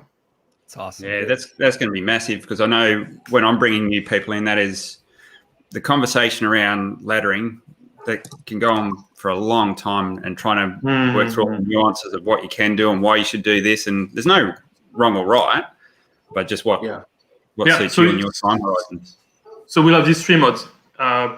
You have a custom entry. So yeah, you set it yourself, and then we do the batch. We just batch all of the transactions together just to stake your ladder. You'll be able to use some of the templates. We'll have just very simple templates like one that it's like whatever amounts you want coming every year for 15 years, maybe one over 3 years. We have like a few templates there based on what we see occurring statistically. And then the third mode, I think the most interesting one, I think to me, is the ability to copy stakes. So, well, because we're going to be presenting the top performer, then you can just look at the profile and say, well, I like the way they copy stakes. I have no idea. It seems that they're accruing a nice amount of interest. Their shares are just looking good, and then yeah, you'll be able just to kind of import this copy the current setup. You set your own amount, and we'll give you an estimate, and then yeah, you can go ahead with that. That copy stake sounds pretty awesome. Sounds like that eToro commercial where it's like, yeah, I used eToro like 5 years ago. So yeah, I used it to service like 5 years ago. So that got me some inspiration there. Steph, if you're copying my stakes and giving my secrets out to everyone else on the platform, I better get some divs or something for it. I better get some ownership. So I think that's kind of like, this is like maybe a year from now, where we also have like that discussion with Firebun, where depending on the level, let's say, of information you're giving to the application, we can now link users and try to make it so that we can pay or reward users that are being followed the most, right? So we haven't fleshed out the idea, but we thought about it. So yeah, that's a great idea. So before we go any further, I gotta ask you, Steph. I know I've had some discussions with you. I've had probably more discussions with Firebun about this, but the referral program, have you guys landed on how you guys want to do that yet? Is that something you still want to keep a secret? How is that? Do you guys, at least, I'm more interested, not necessarily the specifics on it yet because the app's not released, but have you guys kind of decided and landed on what you guys want to do in the way of a referral? Yeah. So there's 2 things that we are currently fleshing out, and it's related to some updates that we need to do on the technical side. And so the first version of the app that you guys are gonna be receiving is a light version, what we call the light version of the app, where you won't be able just to do everything that I talked about, like the meta transactions and your ladders, because we have a few elements that we want to do on the back end. But you'll be able already to experience the app and the different features that are currently there. And maybe, a few weeks after launch, we'll just enable these additional features that let you do the batch staking, the copy staking, but also set up some sort of referral model. And so the way we are looking at it is, I think the first version will be we generate like a referral code in the app, and then so you can invite friends or family that set up that code, and then they act as your referee. We're looking into maybe just doing some sort of deep linking. So when people click a link, we can register that and then associate the user with your account. But yeah, I think for the technical details and how do we do it, it doesn't matter so much. But we'll have a simple referral scheme that will look like that. So anytime a user is staking or even trading to the app, we're going to be taking a very, very small fee. It's around either between 0.5 to 1%. And then so the revenue that we're getting will be given back to the users that are referring users, right? So that's the way we're looking at it. It's like if you're contributing to onboarding people to X and to the app as well, we're just sharing revenue with the referral. So that's the way we're looking at it. I love that because I hate to all of those that I've onboarded, and I've onboarded a few people with some pretty big money and some pretty affluent people. You're gonna hate me when you watch this show later and you realize, well, there was a Uniswap, because I don't go that route because it takes a lot of my time to onboard somebody. So it's always AA. Plus, I also want them to have the bragging rights down the road 5 years from now be like, oh, you were OG, you went the AA route, like you actually got to go into the auction every day. So I want to give them some bragging rights in the future, but it's worth my while for it not to cost anything except my time for me to be compensated to onboard them. So I want to continue with that long after the AA is gone by saying, hey, check out this beautiful financial app that deals with crypto, and let me tell you a little bit about this coin and how it works, and check it out. You've got a one-click set it and forget it until your stake is up and app available to you. And then I would love to be able to pump that with a referral as well. So that's good news to hear. I like to hear that. And the referral that we want to put together is much better than the actual referral, in the sense that you will be like rewarded to proportionally to how long and how much the user stakes right now. Because right now, when using the additional amplifier, you get like a portion of the amounts. But now it will compound. The staking referral will compound with basically the shares that people are getting, right? So you have incentive as some onboarding users to onboard them for the longest time on the project. So if things works the way we envision them, that'll be fantastic for everybody in the X community, I think. Absolutely. Referral programs work. That's why all the top companies have them. So glad to hear that. Glad to hear that. Liberty, glad to have you on, my friend. How are you doing, sir? Good to see you guys as well. So it was a good night at the club. Sorry I'm late. For everybody out there, it's not the discotheque he's talking about. He's talking about the golf club, where all the wealthy people go and hang out. Yeah, sorry. At the clubhouse. But I come out and the first thing I hear is Kinetics WKRP talking about food. That was awesome. First thing. Last week it was Richard talking about threesomes. First thing, this time it's Kinetics talking about. What can I say, my friend? Your timing's impeccable. That's awesome. Well, glad to have you in here, man. Glad to have you in here. I would be remiss, and I'd probably be hated by Mr. A-Bit Hex, Mr. Bittner, if I didn't ask you this stuff. He was asking in the chat. One last question. Hopefully you've got more things you would love to talk about, because I'd love to keep you around as long as possible. But just in case you got to get going, I just want to throw this out there. In your own words, what are your favorite parts about the Staker app?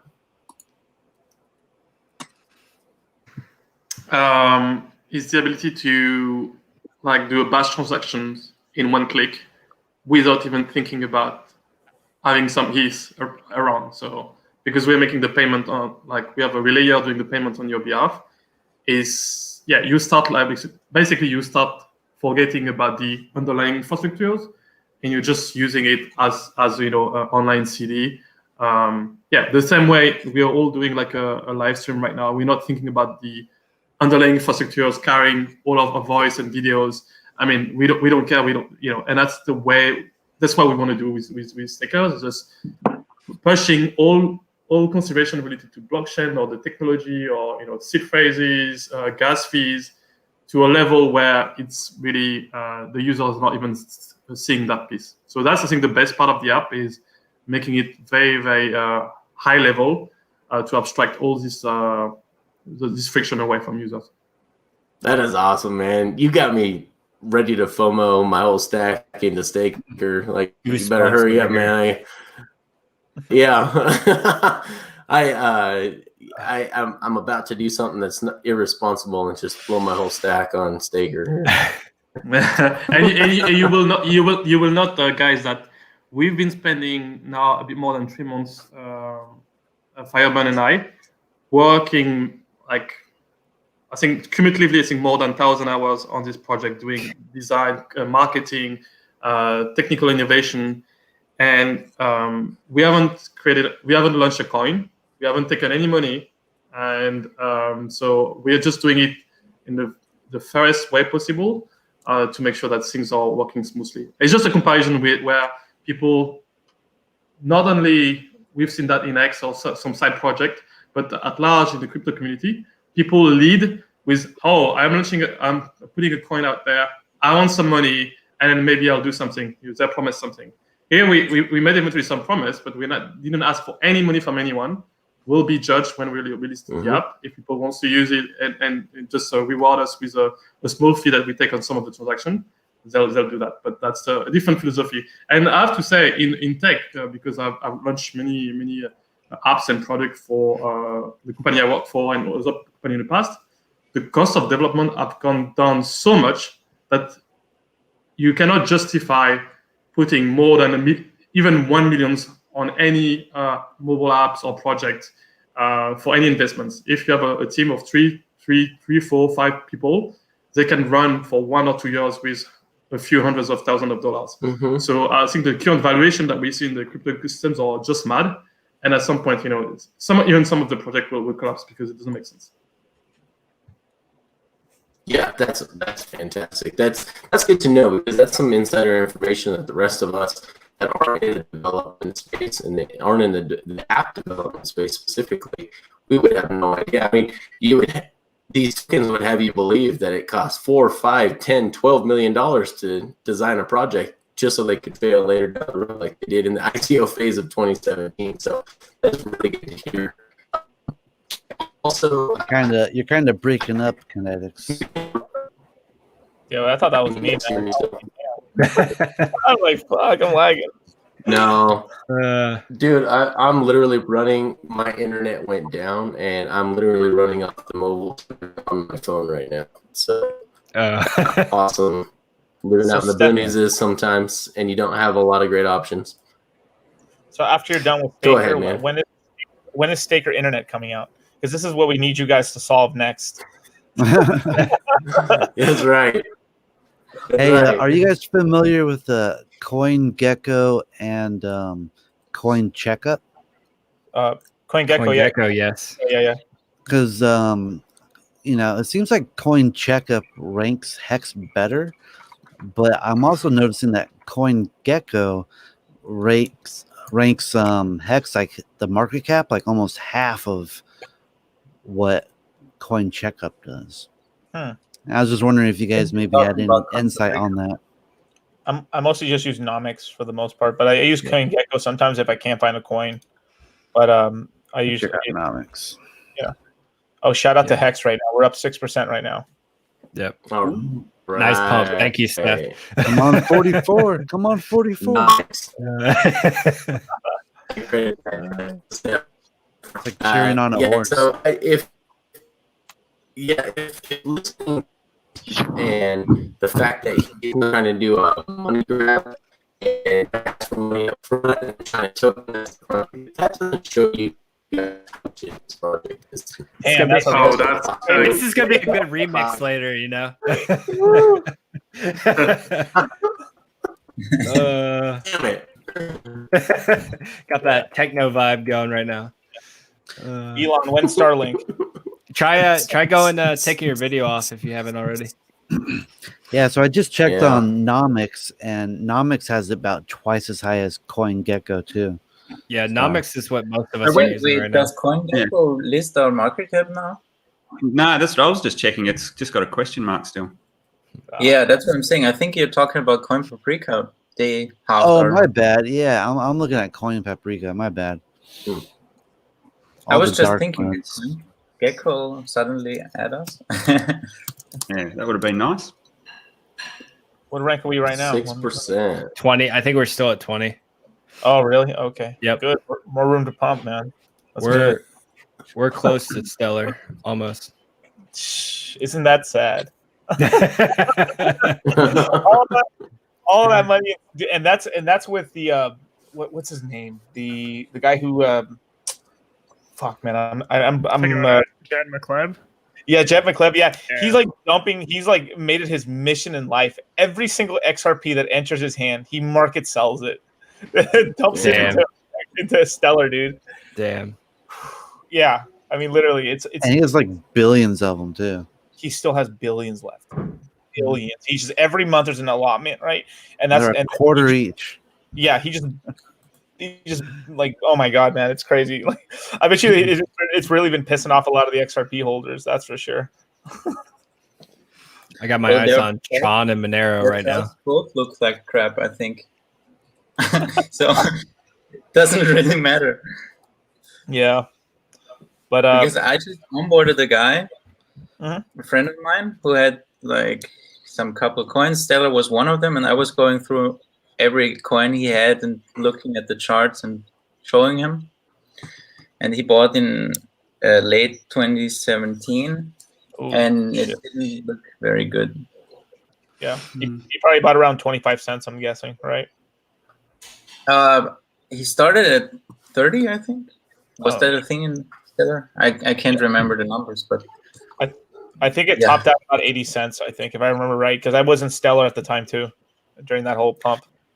Yeah, it's going to be interesting to see whether those older, more mature projects can actually drag people back in when the market starts to run, because there's a lot of new things that are a lot more shiny now. So I don't know they'll ever recover. And the back holders, man. If I was like a back holder and this thing pumped back to, I don't know, 15 cents or 18, I'd get out. Yeah, everyone be dumping. Damn right you would.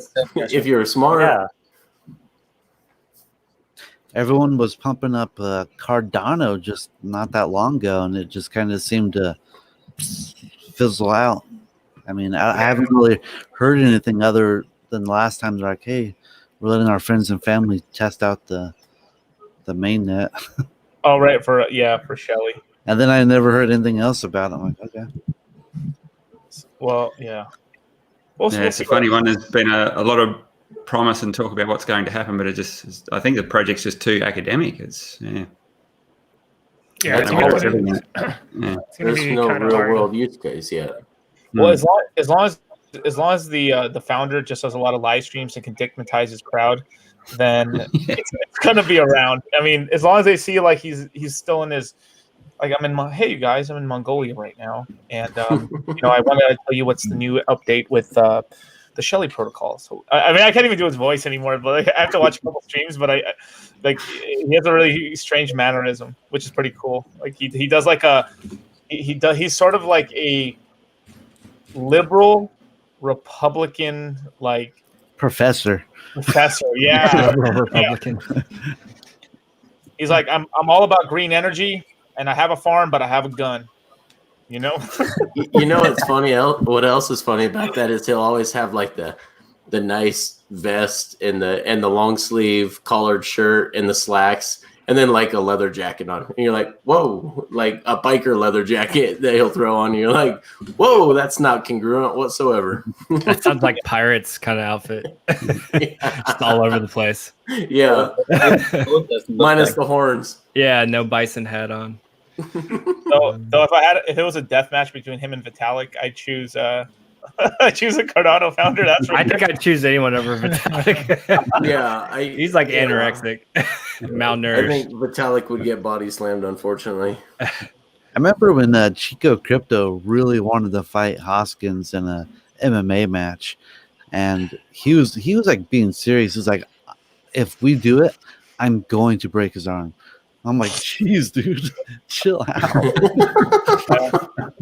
He is kind of cool, dude. Like I saw his whole trip in Mongolia, dude. Like the dude got drunk off of like horse milk, like yak's milk, like alcoholic yak's milk or something. Yeah, like fermented yak milk and stuff. And like he was like drinking like he went to like northern China and he was getting like fucked up on like scorpion poison vodka, like tequila, essentially. Wow. Yeah, and then he was playing around with an eagle. I mean, it's good branding, man. Shit. I mean, at least the founder's like showing if your coin founder doesn't die, I guess it's good. Have you seen those trained eagles? They can like take out deer and stuff. It's pretty wild. Yeah. It's pretty wild.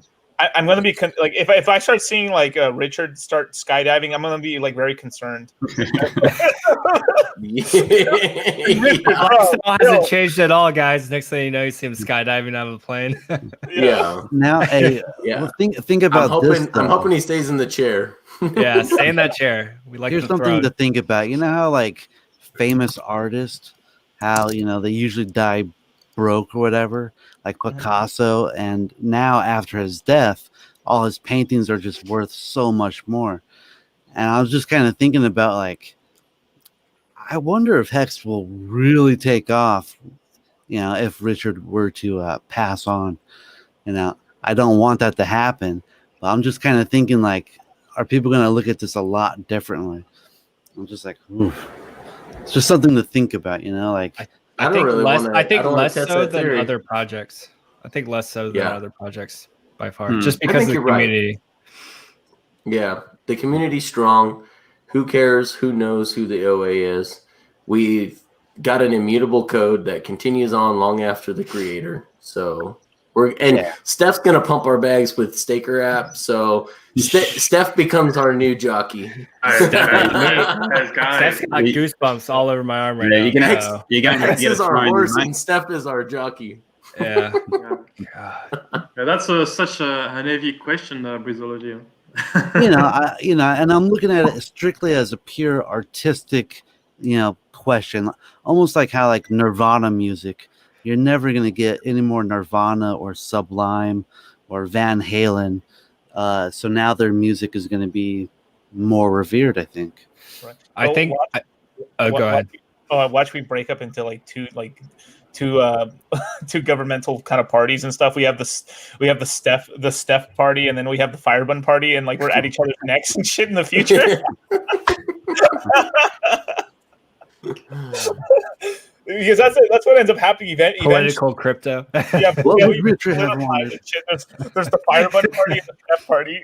Staker app just burned. We all are Staker. So Liberty, you just hop on so you can text in the chat all day long, or what? He got more club, bro. Leave him alone. He's recouping from his club night. I feel more comfortable there. Hey, listen, Kinetic, I have a question for you. So you were kind of mentioning Steph, and you're going to move your Hex there. I'm sorry, I'm an hour late, but I missed what's the application for guys that are fully staked? I mean, how do we use Staker outside of using it to bring on new users? I'm missing that point. Let me say this very carefully. Am I breaking up? Do I sound like R2D2? You're good right now. You're good. You're good. You buy more Hex. That is a good answer. We can do that. That's it. Yeah, there's nothing we can do for legacy addresses. Because we'll have to make some legacy address. That's what we're calling it now. Hey, it's a good thing to be, even without the Staker app. It's a good thing to be. That's how we call it with Firebun, because we need to just to make the split between people that are currently staked with whatever existing addresses that they add, and the one that will be creating the smart. Oh, you're muted. Muted. You're muted. There we go. Yeah, and so that's we'll need to make the difference between these addresses, and so we call it the EOA and the smart addresses. So for users, there will still be, for the people that are fully staked and that don't want to stake anything, any more Hex onto the smart contract, they will only be able to use the app as kind of a read-only, just to see statistics about their profiles and their leagues, and get a notification when their stake reach maturity. Like the Hex.live. But as soon as their first stake is coming online, they can choose just to use our technologies just to restake with that instead of their previous address. That's awesome. I think it's really important that we post here that we get this on the record for Give Me Liberty or Hex. Cookie Boy says you just emergency end stake all your bags and you're good, bro. So feel free to do that, Liberty. Yeah, go ahead. Oh, okay. All right. It'll show up on the feed for sure. Oh yeah. This idiot just nuked his account. Yeah, all for that. Guys, I might sign out for now. It's been great to spend a bit of time with you guys, and really appreciate all the hard work that everyone's been doing over the last 12 months. Awesome community. Absolutely. And I think we've got something everybody pretty special. Before he leaves, everybody not right now because I want you guys to stay on the stream, but everybody go check out hexsafe.win. That's hexsafe.win. Make sure you guys got your privacy and your security all on the you've got it all set up before you make your stakes and through your stakes, and make sure you guys are watching his content. So appreciate you, sir. Yeah. Thanks for coming on. Thanks. All right, have fun, guys. Speak soon. See you, buddy. Okay, so let's get into the degenerate stuff. How degenerate? Yeah, no. When am I going to be able to borrow on my Hex to buy Hex? When am I going to be able to repothecate my Hex? Rehypothecate.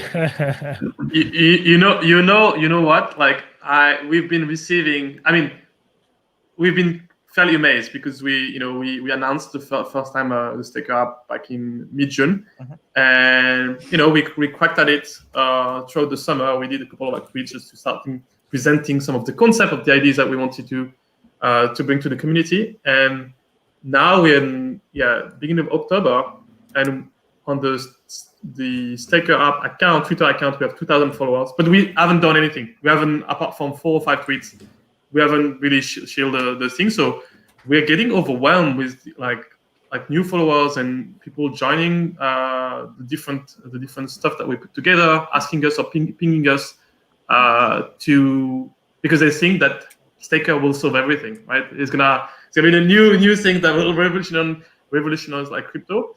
And so as long as I'm very optimistic and I want to bring good news to the community, I think we'll take right now we are 2. We're gonna take the steps that we need to take to make it very sound and safe for anyone using the app. And then if the current product hypothesis that we put together are validated, we'll probably expand the team with just getting more people on board on the technical side and eventually on the marketing side just to make it grow. So we're actually registering a business here in Paris, and Fireburn is my co-founder. So we're taking that I think that project very seriously. So we'll take baby steps, but we won't. The reason why I'm saying that is that we've been receiving messages of people saying, "Oh, when are we going to be able to do the transfer from my bank to the staker app?" And so this is not happening anytime soon. I just want to reset the expectations. We're trying to reduce some of the friction that people are currently having with smart contract and wallets, making fun and engaging. And then I think we'll just keep cracking at it for the next couple of weeks and months, and it should be fine. But I mean, we're currently 2 and we can solve it all. So it should be reasonable for anyone I think in the community just not to expect too much from the project. So what you're telling me is that you're not going to accept gold for Hex anytime soon. Not yet. Maybe at a premium. It depends on how much. Up that fee a little bit. Oh man. Mortgage payment for Hex. What about bottle caps? You can take bottle caps. I've got a couple up here. And so Kinetic, you asked me in chat just earlier about feedback and what would help us as we are going through that launch phase. And so we'll have, I think, in the app, and also we'll publish it some sort of form where people can go in and just drop their feedback with some maybe quantitative answers and some more qualitative. And I think that for us, that's the first step, just for us to look into what seems to be working. On top of beyond any technical or bugs that you could have in the app, we just want to hear from the communities what they want to see, what information they want to see surface, what's helpful to them, what are the struggle when they're onboarding someone else. But that's, I think, the type of thing that we'll be looking for. One thing to note, though, is our primary mission with Fireburn is to onboard no coiners to X, right, via the app.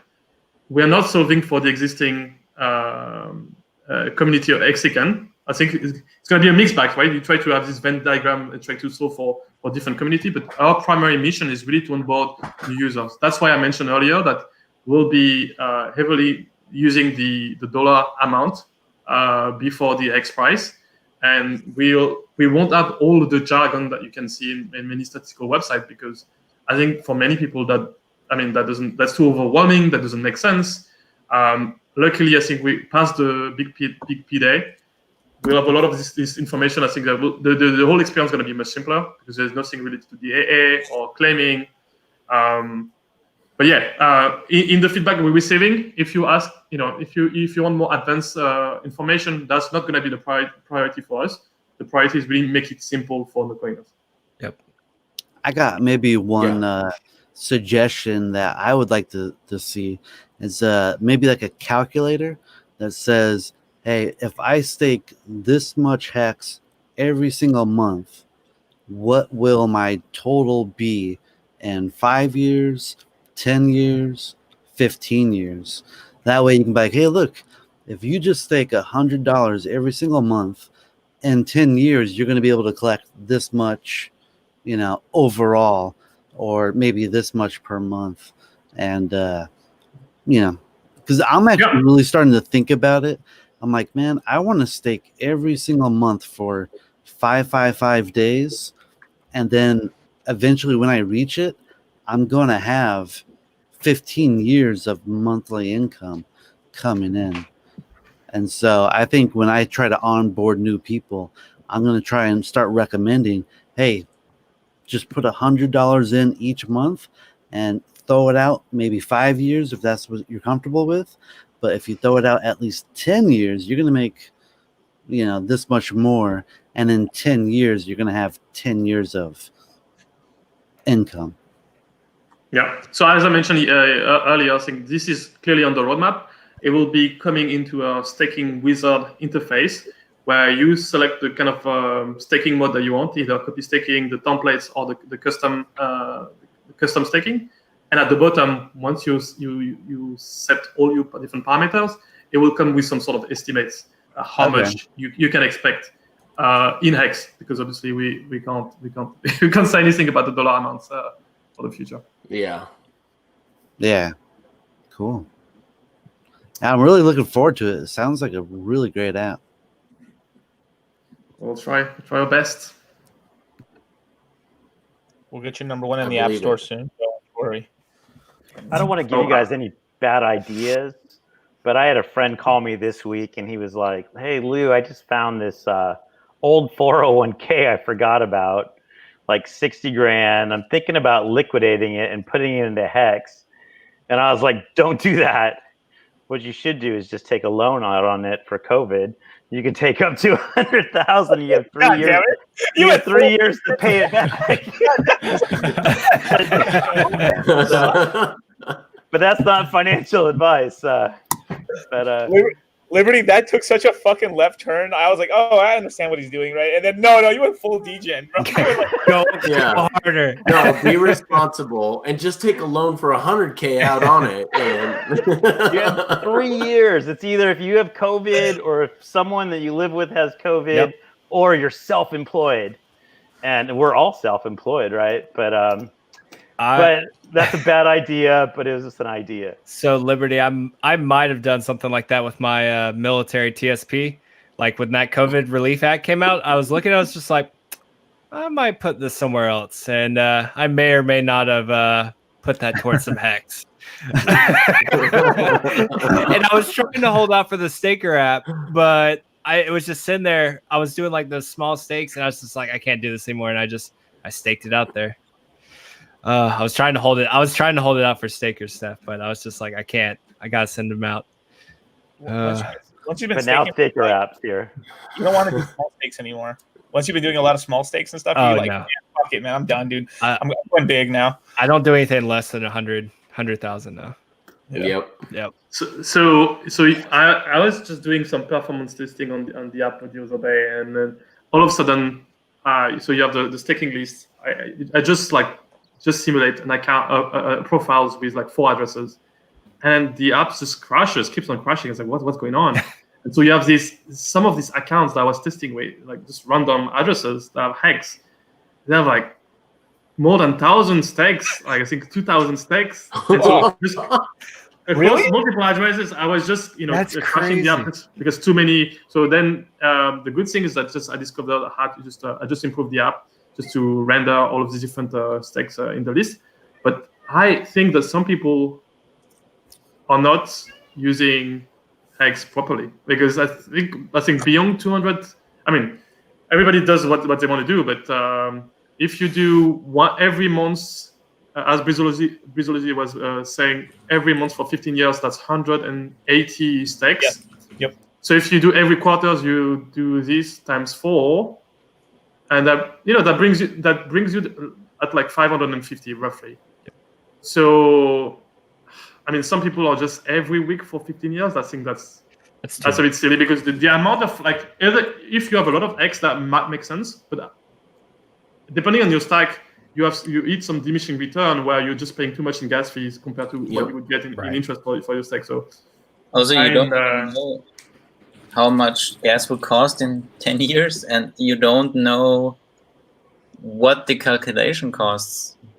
And like the management of it. Like $6 per stake around. Mm-hmm. Yeah. But in 2 years, even 1 month now, I'm like, that's a linear function. That's like $20 already.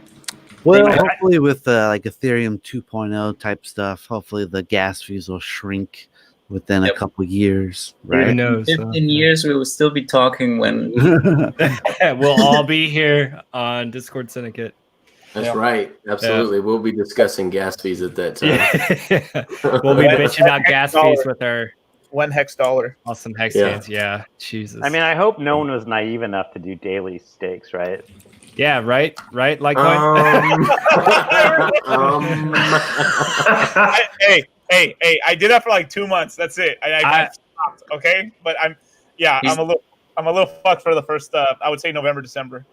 I mean, I kind of did the same thing like for like the first couple of months. I did every like 3 or 4 days. I just couldn't resist. I was just like, why not? Oh my goodness. Yeah. You guys let me know how that works out for you. I want to know, because just to set a stake right now is $2, and that's not even calculating your hex interest for every day. It has to go back and compute that. Yeah. When your stake ends. So I'll let you know. Yeah. Even for the weekly, that's about $2,000 of unstaking fees. Yeah. But it's not all for naught if you're going to restake, like I think Litecoin even mentioned it once, as these all come due, you store them up, you save them, you throw them 15 years in the future as one big lump sum. I think it should work out, but I wouldn't have made that joke Litecoin if you still had the collar on, but now that you're not Father Litecoin anymore, you're fair game again. Yeah, but like if some of those stakes I did early on were about 100,000, kind of what like Motley was saying. Yeah, that's like even currently that's $1,300. I mean, if the gas fee is like $5, like who gives a fuck? I mean, really, I mean, who cares? I mean, what I would get worried if it's like people who did 5,000 hex for a daily, maybe let's just say the hex price is what, or even on a referral bonus. I mean, you get these 4,000 hex referrals, and you staked them without thinking about it. I have a couple of those coming out, and it just is what it is. We throw it in the future. 10 years, we're all good. Yeah, I mean, like we didn't know. I mean, to tell you the truth, like during the beginning, right? Like we were all listening to Richard and everything like that, right? And a lot of some of my first stakes, all of them were under 10 years. Like I laddered to 10 years. He kind of said like, oh, the bonuses aren't going up anymore. So I was like, all right, cool, shit. I'll just go up to 10 years. 10. Yeah. And then later on, I was like, oh, fuck, after talking to Kyle. And we're like, holy shit. And then I started doing the 15s, 11 to 15s. But it's just conservative estimate is 80x your principal 10 years and beyond. How hard was it before they had the calendar function, though? I remember throwing like I was on my calculator just trying to figure that out, miss it by a day or two, and be pissed. My ladder. Well, and that's the thing. Now. That's the thing is that, and Steph is familiar with this, and Richard's talked about it quite a bit, but there's the side of the fence post problem. So you think you've got it calculated, but you really needed to go one more day out for it to truly be did a couple times. The right day. Yep. So it just made it. Yeah, because the way it works is you start engaging your stake at day X, and day X plus 1, your stake is actually effective.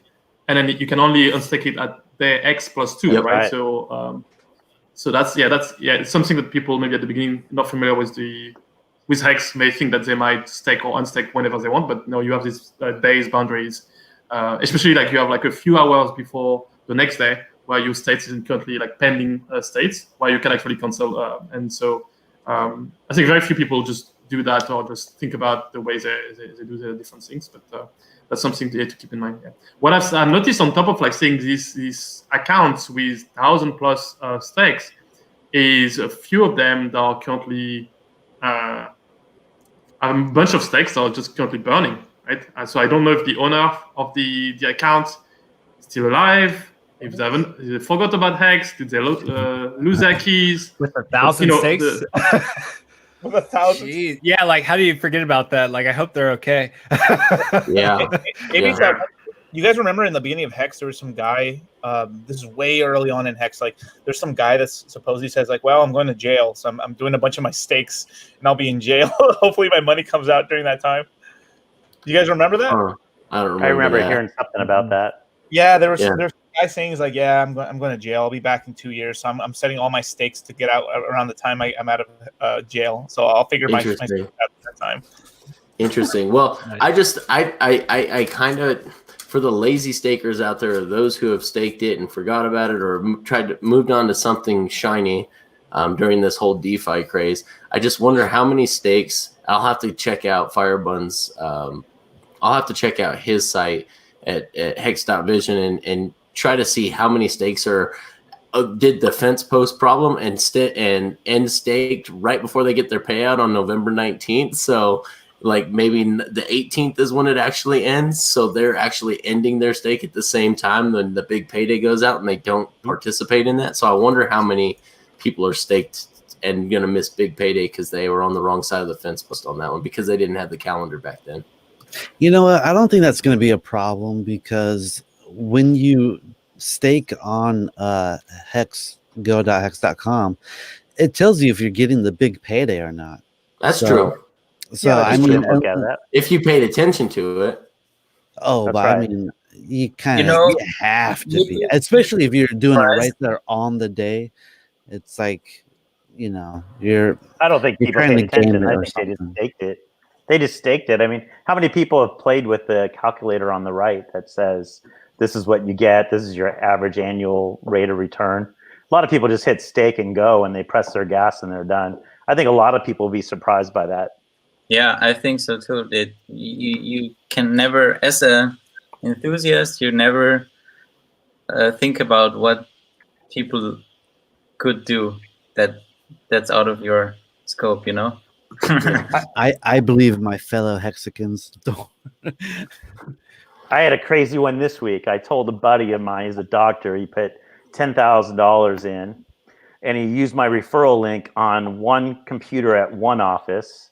But then once he entered the lobby, he went to his other office on a different day, and he exited it. So we didn't get any referral bonus at all. He didn't get any 10% because the referral link was on computer number one. I mean, the guy's got 3 offices. So I was like, oh my God.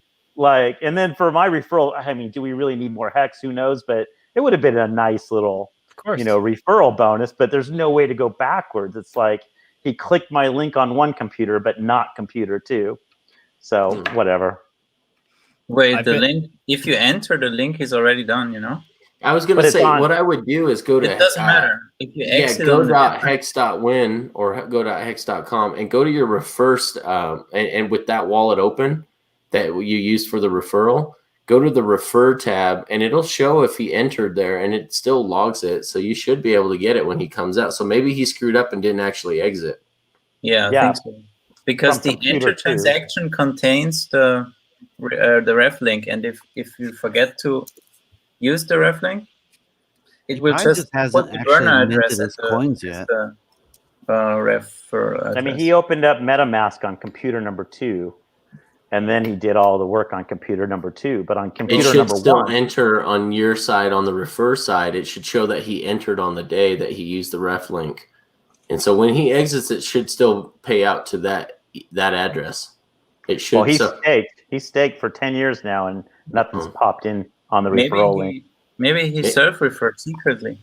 Yeah, secretly. Yeah, he self-referred. Yeah, he said, "No, I promise, I used it. I used it, bro." And then he said, "I think Kinetic sent it." Meanwhile, he went to Hex.doctor. Hex.doctor. Yeah. Oh, your buddy. Oh, your doctor buddy. Yeah, that's right. I forgot. Yeah, that guy. I gave him my link. My bad. That's right. Bro. It happens. Hexican Sweat, the safest place to keep your seed phrase while you're in prison is in your prison wallet, just so you know. So asking for a friend. What is that? What's a prison wallet? Kinetics? I'm not sure, bro. Okay. I've never been there. Okay. But then he's living on the state for 2 years. That's brilliant. He's not going to spend a dime for 2 years. That's true. Liberty That's brilliant. Pro gamer. That's brilliant. So I'm probably going to prison after my advice earlier. That wasn't financial advice. So it's cool. The last like 2 or 3 people I've onboarded, like I usually, like you said, connects. It takes a long time. Like if you go into depth with them and go over all the game theory and everything like that, like I'll usually spend upwards to 2 to 3 hours just talking about Hex and the game theory, depending on how deep we go. And I've just been really impressed with like my last 3 friends I've onboarded, because I usually let them decide what they want to do stake wise after I get done explaining everything, going through shares and all that stuff. And the last 3 people I've onboarded, no one staked less than 3 years, which is mind blowing to me. They've done like 3, 6, 9, and they keep going out further and further. But like none of them have done any short stakes, which is absolutely blows my mind. It's kind of the cool thing about no coiners, because they seem to get the breadth of what Hex is from the get-go, as opposed to people that are already in the space. They're like, well, every crypto is going to fail within 1 to 2 years, so I'm not going to stake past that. Meanwhile, no coiners are like, oh yeah, I staked it out 3, 6, 9, 12, and they just go out like that and didn't even blink an eye at it. Yep. I have about like 13 no coiners, friends or family. They're waiting for the app to come out just to start engaging with Hex. So nice. Yeah, can't wait for that either. We'll Hey, you better get it done before big payday, or your friends and family are gonna hate you, man. Well, yeah, I mean it depends, because it depends also on the price. Sometimes you cannot never time, and you think you have a good deal, and then who knows? There's a big. If you look at all the addresses that are on staking after big payday, it's a large amount. They're all gonna be paid by the big payday, and if a significant fraction of them decide just to sell, we might see a crash, right? I think many people are expecting that, so maybe we might not. But yeah, you don't know. But to be fair, most of my friends, since the beginning of the year, every month I've been repeating them. Just look at this project, something different. You won't be disappointed. Some followed, very few, and they're very happy now.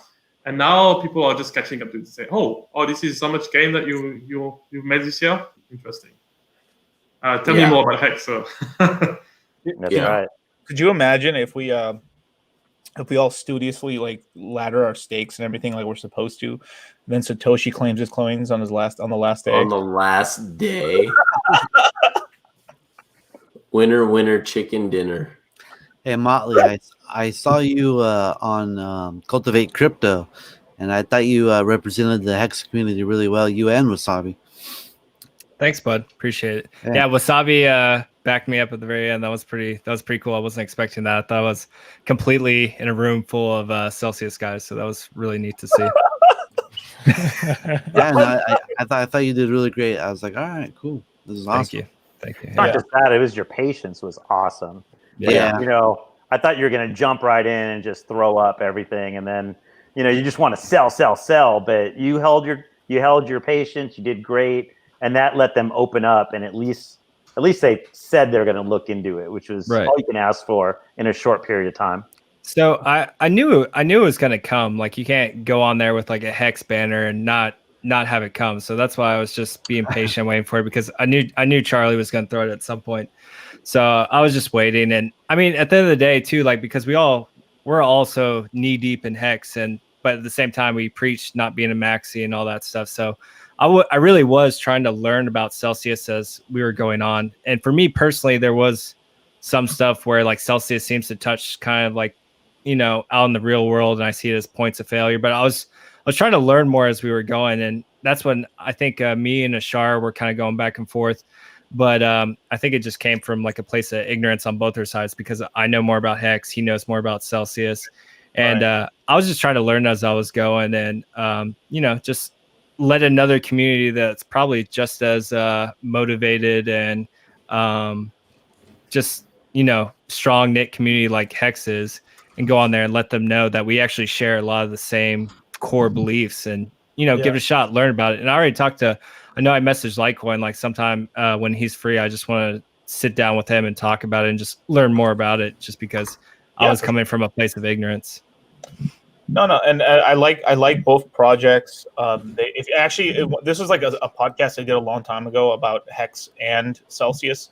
That like it's a weird fucking analogy, but it's literally like the Jedi and the Sith. It's like the Force. It's literally like if you look at them, they're the same. They're almost the same thing, but in different ways, right? Yeah. Like you have two charismatic leaders, right? You have like Richard Hart, and then you got Alex Mashinsky. A very, very big community that's growing and everything like that. People that are very like zealoty a little bit sometimes on both sides. Cultish. Sort of cultish and stuff, right? But it's both communities are actually gate kept heavily as well, and you'd be very surprised. Like BlockFi and blockchain.com are actively paying podcasters and big YouTubers. You are not allowed to talk about this project at all. Like literally in the contract. I mean, like people like Pomp and stuff and everything, they're not allowed to talk about Celsius at all. Crazy. Yeah, because their bigger sponsors is BlockFi essentially, right? And they're also having like literally every problem I was seeing with Hex, I was seeing with Celsius as well and stuff. That's why I was able to really relate with them and sort of like get them to sort of see, because I've gotten a lot of people in the Celsius community into Hex. It's just they keep it low key, obviously, but I know for a fact that there's a lot of people in Hex from Celsius. And like even with them too, they're having the same problem too with being gate kept even on CoinMarketCap and all these websites, because they're not calculating their circulating supply correctly as well. Yeah. And just tons of shit like it just, if you go down the line and you see all the grievances they have, it's the same thing as Hex. Same shit. Yeah. I was getting that when I was talking to him. I was like, I could see where like the commonalities were, but like it's But like you said, Jedi and Sith, that's a good reference to that. It is a good one because the Celsius is trying to take the light approach, the Jedi approach, so to speak. That they're playing nice with the regulators, and they're playing very very carefully every step they take. It's to make sure they're still compliant and they're not going to be getting anyone in trouble. And then you see the Sith, the Hex, where we're just like, screw the banks. We got our own trustless interests. We're paying ourselves. You guys, fucking retards. So it is very much. It sounds like the good guy approach to me. What's that? That sounds like the good. You got it the other way around. I think, he's trying to say we're the Jedi. Yeah, we're the good guys. It depends on which way you're looking at it. Well, that's true, because if you're a government regulator, then we're definitely Sith, man. Let's be honest. So, well, I think the government regulators are the Sith. I agree. So why? Fuck the union, bro. We're Confederacy all the way, right? Probably not the regulators, but in general the system. Yeah. We're the gray Jedi. Yeah. Now we're going deep. Now we're going really nerd deep. Good job, Rizal. You guys have seen the Warhammer memes? Yeah. You guys know? Yeah, Hexdecimal's been doing. Oh, it's so fucking funny, man. If you know the lore, it's like the Emperor and Richard. It's so funny. I've never played it, so I'm missing out on it, but I'm sure. You don't need to play it. You just there's a bunch of lore you can read about, and it's really intricate. And there are some parallels. They're just funny. Sure. Someone just made a great point real quick in the chat. Hex has Yoda. Does Celsius have Yoda? Just saying. There's probably one out there. There's got to be one. Well, they have Judas. So what was the game? The lore that he keeps posting? Warhammer 40,000. Okay. And there's just a brief summary. It's like an emperor figure is the savior, and he's strapped on a chair, and it's basically an empty husk at this point, but his mind is strong, and it continues to exist and lead humanity, and he's fighting like all these demons and leading humanity basically, and he's basically like God to the humans. This sounds like Dune with the God Emperor. I think there's a lot of religious overtones in the game, but it's very militaristic, I guess. Yeah. I know there's a fan-made short film. It's probably like 7 minutes long. It's called Astarte. Yeah, that's awesome. And that was really cool. I saw that. That's about as much as I know about it. Yeah, if you watch that, you won't get anything. You have to read up what actually happens, and if you read into it, this is like the best fan-made thing I've ever seen in my entire life. It's so like you can break down every second, and you know the guy who made it has looked at every aspect of the lore, and it's just incredible. Yeah. Like every second you can break down and see, oh, that's not just because it looks cool. That has a reason. That's sloppy top. No, dude, don't read that out loud. Sorry. I'm disappointed in our community right now. Yeah, sorry. Got some nerds on here. Yeah. Can't help it. No, you guys, it's something it was something in the chat. It had nothing to do with the lore. I saw the memes and they were great, but I didn't get the reference. Yeah. Did you guys see that CMC finally took Hex off the historical snapshots? Yes. They sure did, because they had us correct on their historical chats, but they won't put us on the right page. That's so funny. Looking at, they finally corrected that. It only took them like the entire year. Yeah. Well, these guys, they better be running scared in a lot of regards, because when this thing gains traction, we don't freaking need you guys. Exchanges are done. Yep, I agree. And go ahead. Sorry. Oh, I was gonna say, I didn't think anything was gonna surpass obviously Uniswap can have competitors, but like that idea, I didn't think anything was gonna like overcome that. But then when I heard Metamask now is going to be doing essentially the same thing, I was like, shoot, now Metamask might wipe out Uniswap after just a short period of its rise. Like if Metamask can do what Uniswap can, like why do we even need Uniswap at that point?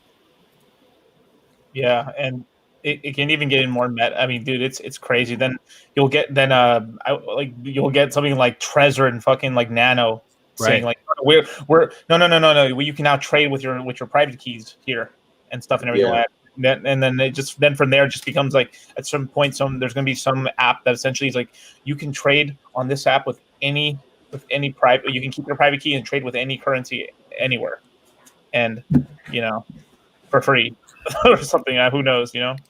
Yeah, if they implement rollups, it's gonna be great. Yeah, like you go on Loopring. I think it was Loopring.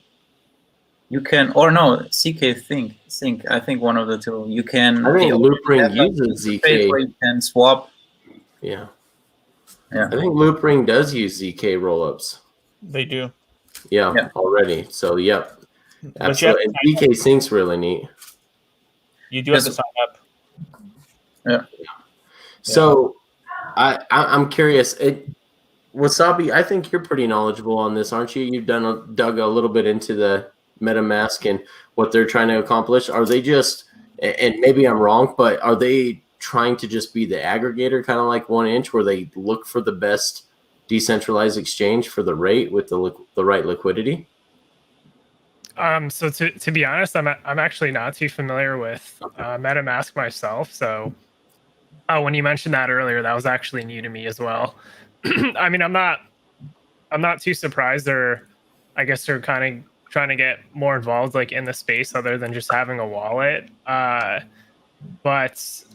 I'm trying to picture like really anything dethrone Uniswap at this point, because there's just so much value being transferred now through Uniswap that I think it's going to be really hard to really put a dent in it, in my opinion.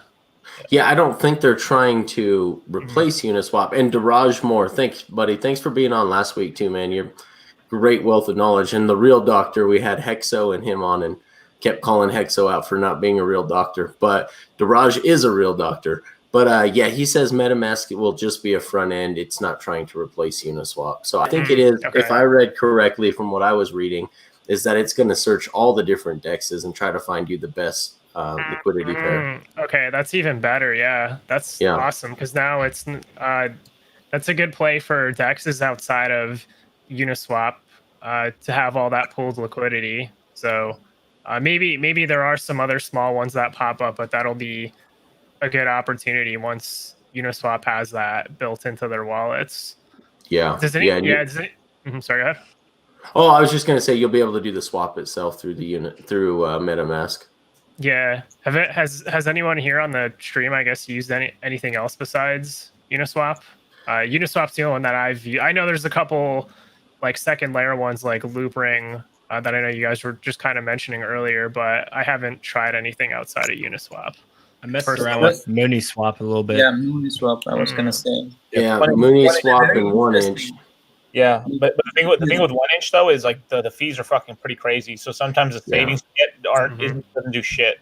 So yeah. Some of our community went ahead and built a bunch of wallets and did some trading on Mooniswap just in case they decide to tokenize or hand out some of their Chi token. So they were hoping for the free handout too, because don't we all wish we know we could have made 1,000 wallets and just made one trade on it? I'm a hex whale. Yeah. Have you guys read the article Mooniswap put out when they launched? Like what their whole idea is about to like siphon off or leech off the arbitrage guys and give the profit to the liquidity providers. That's actually a pretty interesting idea. Mm-hmm. Like they have this algorithm going. When you do arbitrage, they delay some of the calculation for the price and they shift the profit from the arbitrage guys to the liquidity providers. I think that's awesome. I think it's phenomenal. I mean, I don't know if they will take over. I don't think so. But from the idea, it's just better, I think. I like the price being set on decentralized exchanges the best. Me too. It's no wash trading. Yeah, you don't have to like trust that exchange. The coin. Exactly. Oh wow. Yep. Oh no. God dang. Kick this just guy a off. little bit. We're being bullied. Dude, Captain, we told on you. We told him. You said, screw crypto. You emergency end staked. You sold all your bags. We're not even sure why you're back here. I don't even know why I called you Captain. So watch out, he might end the stream like last time. Yeah. I know. Just end it. What's happening, fellas? What's up? It's good to have you, man. Who we got in here? A little bit. Is he like We got Monkey, got Mr. Vode, we got Wasabi, we got Steph, we got Dr. Steaks.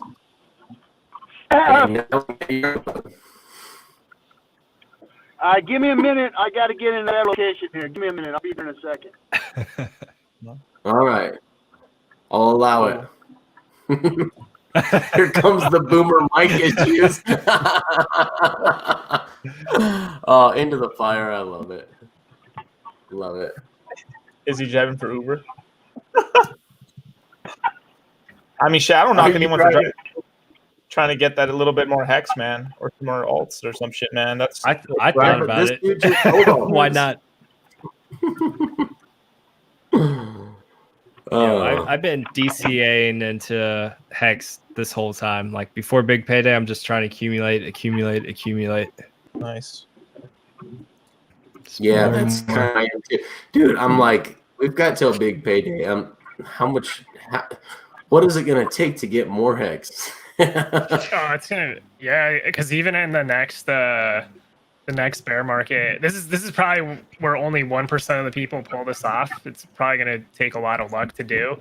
Is like, you know how in the bear market stuff crashes like 80 or 90%, where you can like 8 to 10x your bags, but that's gonna be really the only way to compensate for like the T shares later on.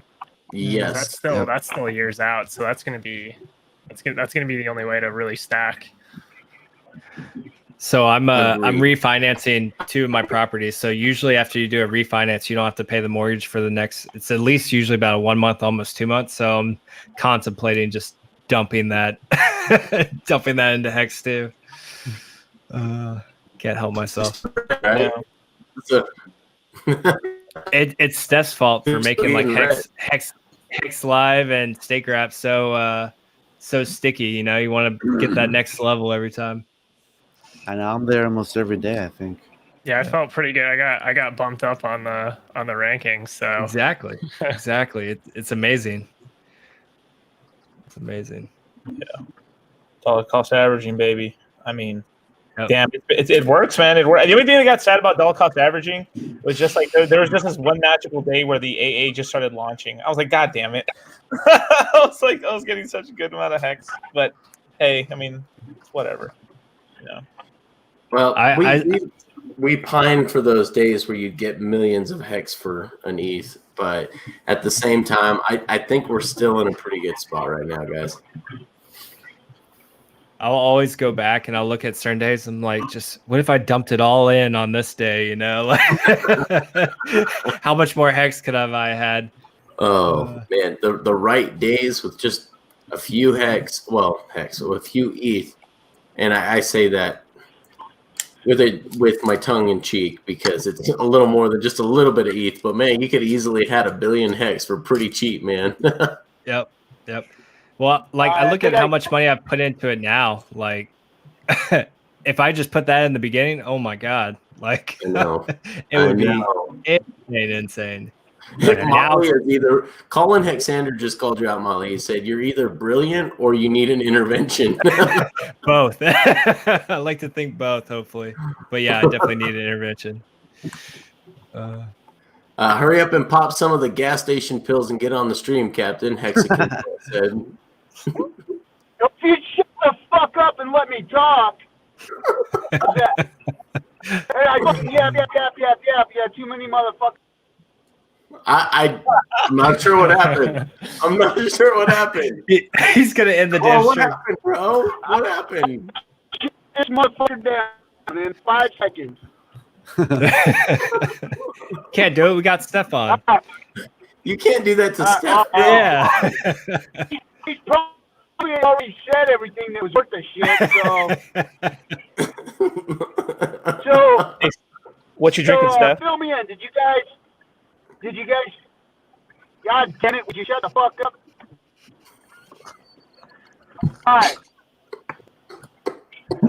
So did you guys already talk about what we're going to do for the Europeans and the community out there with our billion hex giveaway? Yes. Right on. We let them know to blow you up in the DMs. Yeah, no. I'll choose 3 randoms. We'll choose 3 randoms from all of you guys out there that aren't U.S. time. They can't get on so easy. I'm going to make 3 every show, and we'll fill it that way so that everybody's got a global. We got a global even playing field, so we'll hook that up. And then the other thing, did you guys already fill in all the drivers? How many people we got on stream right now? 92 people right now, my friend. Okay. All right. So let's up it a little bit. How trending on DeFi? Oh, I that's all I'm looking at is Dlive. I don't know on YouTube. Trending number 1? We were number 4 earlier because there were a couple guys that had several hundred people on. We're currently number 6 right now. We're on page 1. We weren't premiered or anything, but we were definitely for what was page trending. 1. We were number 4. Yep. We were definitely page 1. We're on page 1 right now too. Okay. Right on. Great. Did you let all of our new Dlive community in on what's going on and explain hex to them? Oh, you guys are all deep diving and freaking nutting all over yourselves. Yes, sir. Yes, sir. We've definitely talked about that and we all can kinds of other stuff. Probably a recap. Yeah. We were waiting for you, RG3, to recap it. Okay. So all right, you guys. So this is how you do gas station pills. Okay. So first you go to the gas station, and then you buy the pills. Get that. Make sure you get the purple and yellow ones. Hold on. Yeah. I know what they're called. Stackers, I think, is what they're called. I don't. So anyway, I gotta pick up my next Uber appointment in a sec. So, I gotta get some extra hex somehow, right? Right. So I'm gonna Uber every night until big payday, so I can just stack as much hex as possible. I like it. Fair enough. Got it. You know, you can double up and you can do Uber and deliver pizzas at the same time, bro, if you're really good. Well, that's what I asked my son, if it was okay if I could moonlight at his pizza parlor for delivery shit. So I can just do, you know, what do you call the Eats thing? I can do Uber Eats and Uber and just deliver food and people all day long. Yeah. Dude, you could even lot lizard it up if you want, man. If you really. Hey, that's a good idea. Hey, $20 is $20, right? I ain't gay, but $20 is $20. 20x is 20x. Oh my god. 20x. A trillion shares or a trillion shares? Yeah, see if they pay in hex. I don't know. I'll have to find out. So I'm gonna be in a shitty connect. I just want to up real quick. How you guys doing? Everything. Steph, thanks for coming on. Welcome to the new fellas. Brazology. We got to get together with Liberty and get a meetup going. Yeah. I can't see the young man that's sitting to the right of Brazology. Who is that? Wasabi. Wasabi. Who? The Central Land man. Oh, that's Wasabi. Oh, hey, welcome, Wasabi. Thanks for coming in and joining us. I heard a lot about you. Yeah, thanks for having me. Litecoin talks about you often. Often he talks about you. We'll have to catch up sometime. And that's Bond down there in the bottom, right? I can't see the names. It's too small. Bode. Yep. Yeah. Mr. Bode. Yeah. Okay. And then, and Motley decided to crawl out from under his fucking rock, huh?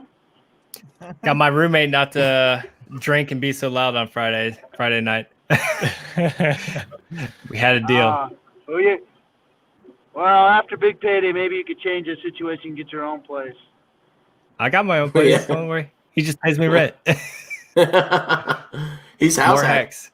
Yeah, house hacking, baby. So is Steph on because everything's like live and running now? Is that what's going on? Damn, called out. No, unfortunately not. I'm just fucking with you, Steph. Man, you guys. I know. I just came on just to fill time and just try to apologize that it's so late. No, I was just sharing with everybody earlier, like. The vision, some of the features, some of the details across the things that we want to do in the app, and so I think people were quite excited about all the things that we were planning to do. Hell yeah! But yeah, I think it's. I got a big fat stack waiting to go in there and get staked. Oh, okay, cool, nice. I'm getting easy, man. I don't want to get in there. Yeah, hopefully we'll. So we got for sure we're gonna have the light version of the app out in the next couple of days, because on the Android side we already have like some clearance, so that's good. Still waiting on the iOS front, and then I think in the next 2-3 weeks, hopefully before big payday, we'll have these nice batch staking features in the app, so people will have the ability just to use that new address to stake for however time they want to stake for. Yeah. Cool. Well, everybody out there, get on that Staker app and check it out and watch for launch because it's going to be awesome. Okay, Chef, thanks for coming on, too. The other thing is I wanted to make a public apology to Billy Boy Crypto. Is that right, Billy Boy Crypto? Everybody's got names all over the place, and he posted something on Twitter, and I didn't even see how he posted it, and then I jumped all up in his shit, you know, and because he was acting like a troll. And, well, he was trolling the people that were trolling. He was trolling some maxis, and I didn't see that he had made that to maxis, and I jumped all over. Just wanted to apology. Sorry about that, bud, but it's all good. Yeah, man, then, we love Billy Bob Crypto around here. Yeah, well, I'm also so fucking whatever. Anyway. All right, guys, have fun. I'm gonna get off this thing because it's a mess on the drive. If I get home and you guys still, I'll tell you. Apparently, from what these guys are saying, that you're onboarding all the lot lizards at the truck stop. So, gotta do what you gotta do.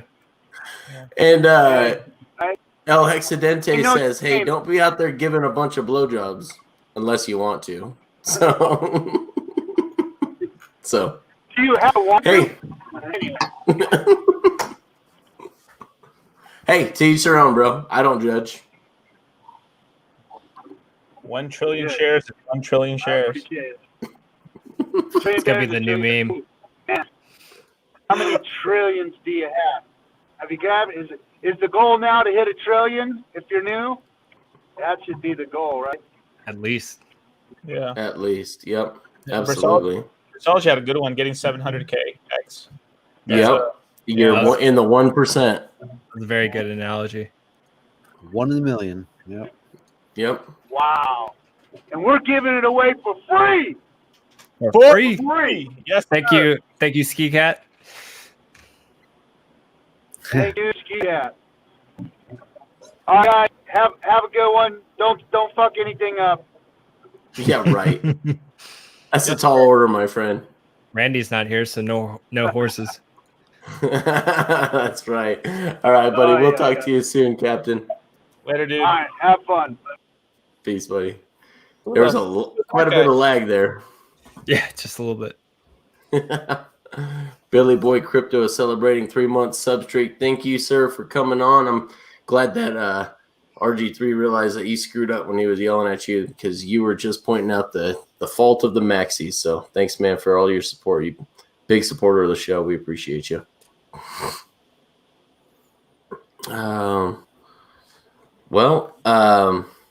Am I breaking out at your guys' end? No, you're better now. You're good. Okay, good. Had to put it on a real charger. This sucks, man. This sucks. I'm gonna when my stakes expire, I'm gonna be freaking putting in my own fiber network here in town, and I'm gonna sell fiber access to all the ISPs here locally and say, screw you guys, and I'm gonna run it straight up to my front door. So it's the move. What do you guys think is going on with all these rug pulls and all these other coins, all these food coins, everything over in the DeFi space they're just getting the rug pulled out from underneath them. What do you think is going on with that? Same thing that always happens in the crypto space, it seems like. Yep. Someone finds a way to put a shiny new object out there, and then everybody jumps in and they run away with the money as quick as they possibly can. Yep. It kind of reminds me of this documentary I saw not too long ago. It's called The China Hustle. I don't know if you guys have heard of it, but it's really good. It's a documentary. It's basically about how the Chinese will buy American defunct companies and then prop them up with a bunch of cash and then get them on Wall Street and then get American investors to invest into the company. And then they basically take the cash and go back to China. And there's nothing anyone can really do because got no jurisdiction there. And the Communist Party, as long as you pay them their portion, they'll protect you. Yep. Right. Yep.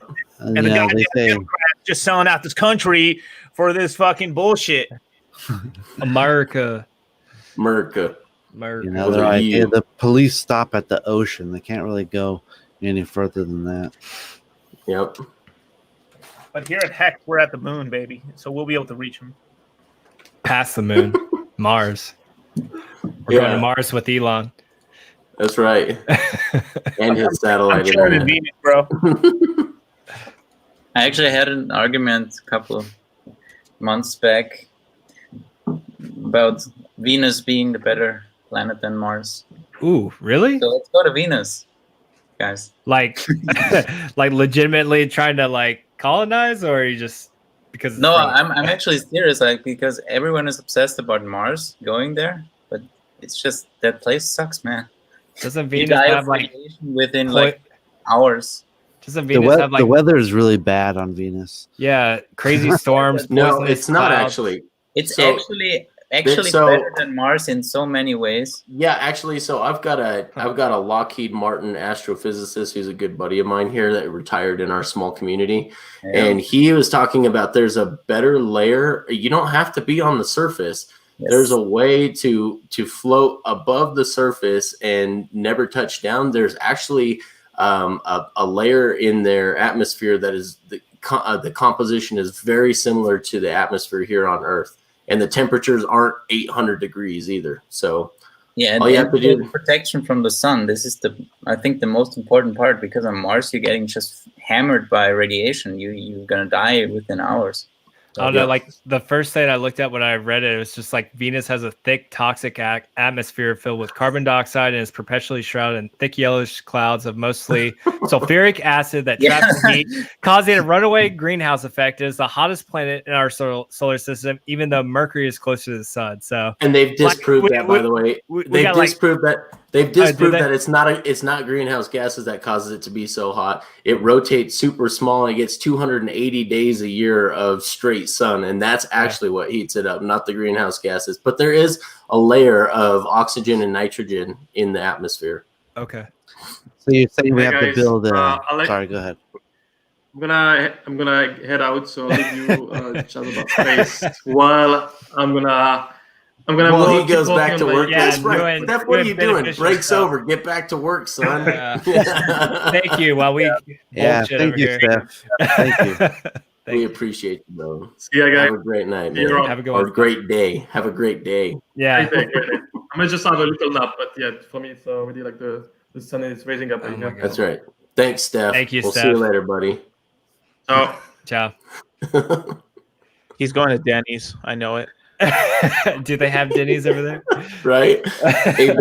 A-Bit Hex just says, Steph thinks to himself, it's 6:40 fucking a.m. Why am I here doing this shit when these people talk about Venus? Venus. Meanwhile, he goes back and does like really good work for the community, and we're talking about Venus and Mars. So what you're saying is we're going to have to build a cloud city. Yes, that's exactly what he was saying. Yes, there's like this really old book. It's called Terraforming Venus, and it makes a case about all this stuff. Huh. Interesting. Actually, I don't remember if it's a book or just a paper, but if you Google it, you will see it. Yeah, he said so we based all of the greenhouse gases causing global warming based on back in the 60s or 70s when the Russians sent 12 probes to Venus, and they came back with the conclusion that was why, when all of their probes burned up before they even made it halfway through the atmosphere. And so he was telling us how all of our scientific papers are based on that, and they got it so wrong. And he was telling us about the space programs that Lockheed was doing that where they totally disproved every single one of those theories with Venus. So it was pretty amazing to hear. I'll have to look more into it. Yeah, because like I just did like a general search, and like everything I see is like Venus, hot, hellish, volcanic planet, and toxic gases. This is like X.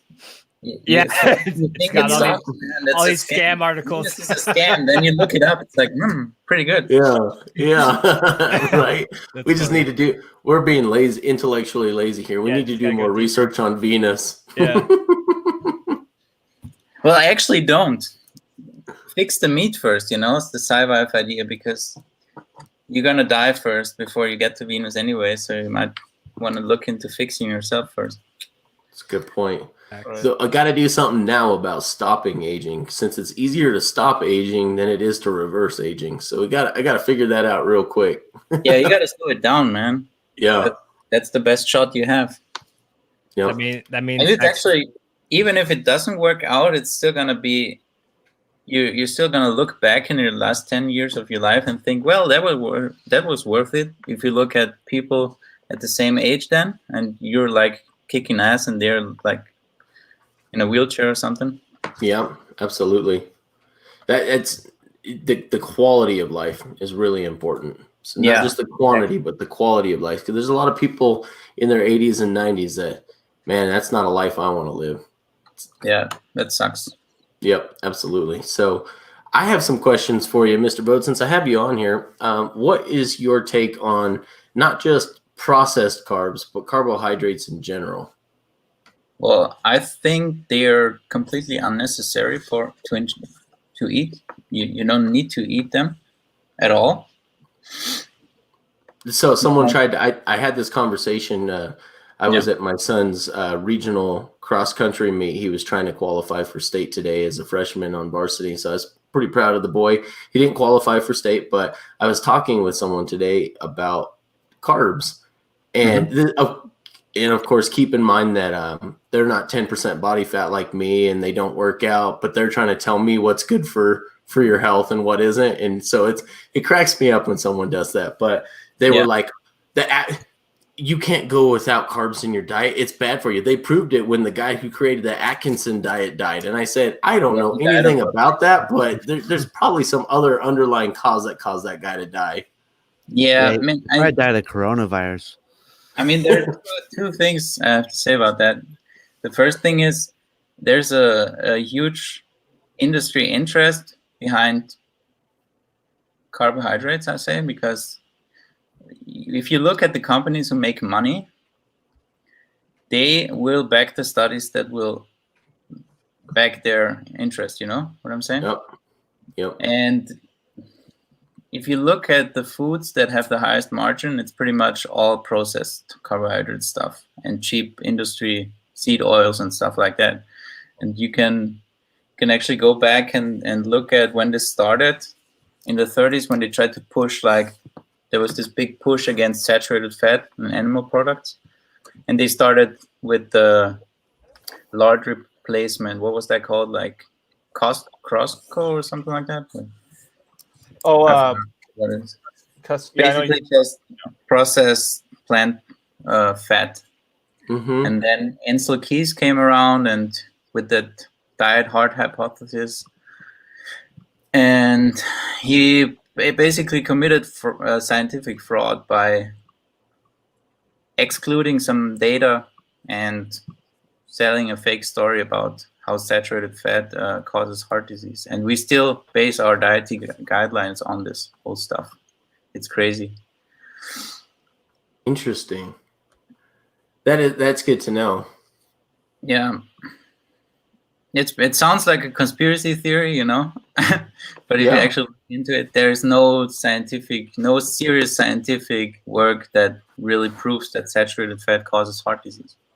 So the same astrophysicist, he's pretty smart in a lot of the different sciences we've had discussions with. And he actually wrote a paper for Dr. Holdren with the Obama administration on why the climate change debate is a false debate and that it's not caused by greenhouse gases. But anyway, I digress. He's very knowledgeable in a lot of different areas. And we were talking about my daughter is gluten intolerant. And so we're not a very she's celiac and my son's gluten intolerant. But so we don't eat a lot of bread in our house anyway. I've never had a taste for them. I've never really liked them. I love steak, and I eat a lot of protein.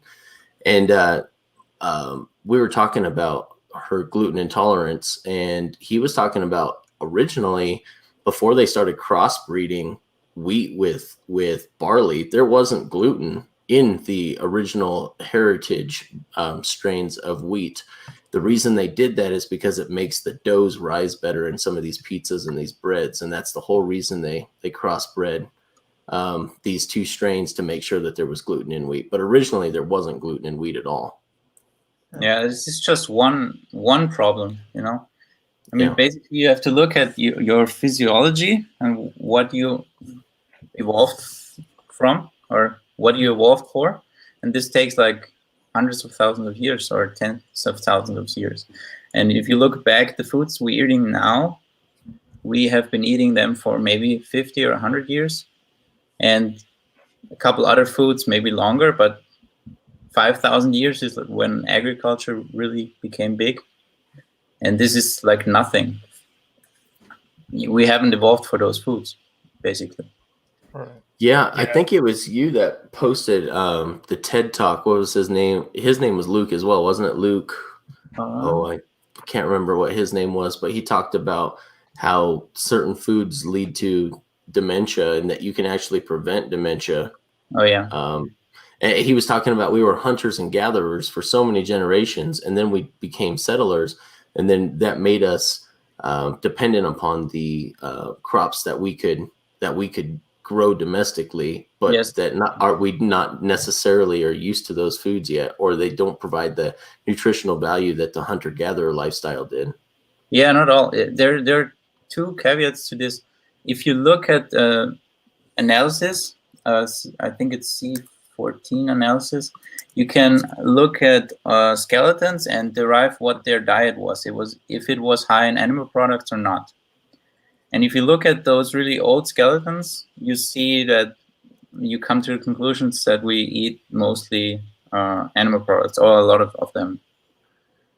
So it's fair to assume with this data that we evolved eating a lot of animal products, besides everything else, Well, and it makes sense in the big picture. If you look back, Ice Age, and you just collect many, many, many data points, it just adds up, and there's no contradiction in it. Mr. Vogt, I have a question. Yeah. The first person who milked the cow, what do you think they were trying to do? Probably the same. It's the same idea than processing sugar. It's like just getting calories from it. You know what I mean? Well, my baby drinks from the teat. Why don't I just try drinking from the teat of that thing? Exactly. Hey, it's also resources. If I kill the cow, I can eat now. But if I milk the cow, I can have a more sustainable food source. You know what I mean? Yeah. Yeah. Plus, I know even for my ancestry, they drank basically it was just all raw milk. There was no processing and all that for all the pasteurized or ultra pasteurized milk that they have today in stores. So I know even though the wheat one was pretty interesting, you were talking about earlier, because I know that one actually wheat kind of fucks me up pretty bad. I even got tested to see if I had any intolerance or whatever, but it's more of anytime I eat wheat, it just makes me really tired for the next 2 days. It has this huge, it's insane. So I have to moderate how much of that I can eat. Yeah, my daughter, it literally gives her muscle and joint aches, hurts, screaming, can't stop. We know she accidentally had gluten in her diet that day. And there's her doctor was telling us that one breadcrumb a day of gluten could lead to a colon cancer or digestive cancer in the future. So I was like, that's horrible, man. That's something we got to fix. So Sci-Life is near and dear to my heart because my kids. Yeah, man. And yet we had government advice saying that you should have 50% of your calories from that stuff. Yeah, it's crazy because you're absolutely right. Where it's the wheat that we're eating today has only been around for 50 years. That's something I did a lot of research on because how it was affecting me. And yeah, the stuff that was around before that, before industrialized farming, was totally different. So for one, even the grain itself, it's much bigger than what it used to be. So they I think I was reading back it was in the 50s where they hybridized it or something like that, and then turned it into high yield wheat. so that it was just like more profitable for them. But Of it's course. definitely had some like repercussions that are still getting figured out today. Yeah. Damn, Hexologist out here fucking destroying people's careers right now. I know. So Oh yeah, I saw that on Twitter. That's great. I'm gonna go ahead and share this real quick with the community. So let me put this up here. Bring that So up. Elio Trades blocked him. I should have just ghosted his name and let someone else figure it out. But yeah, this is great.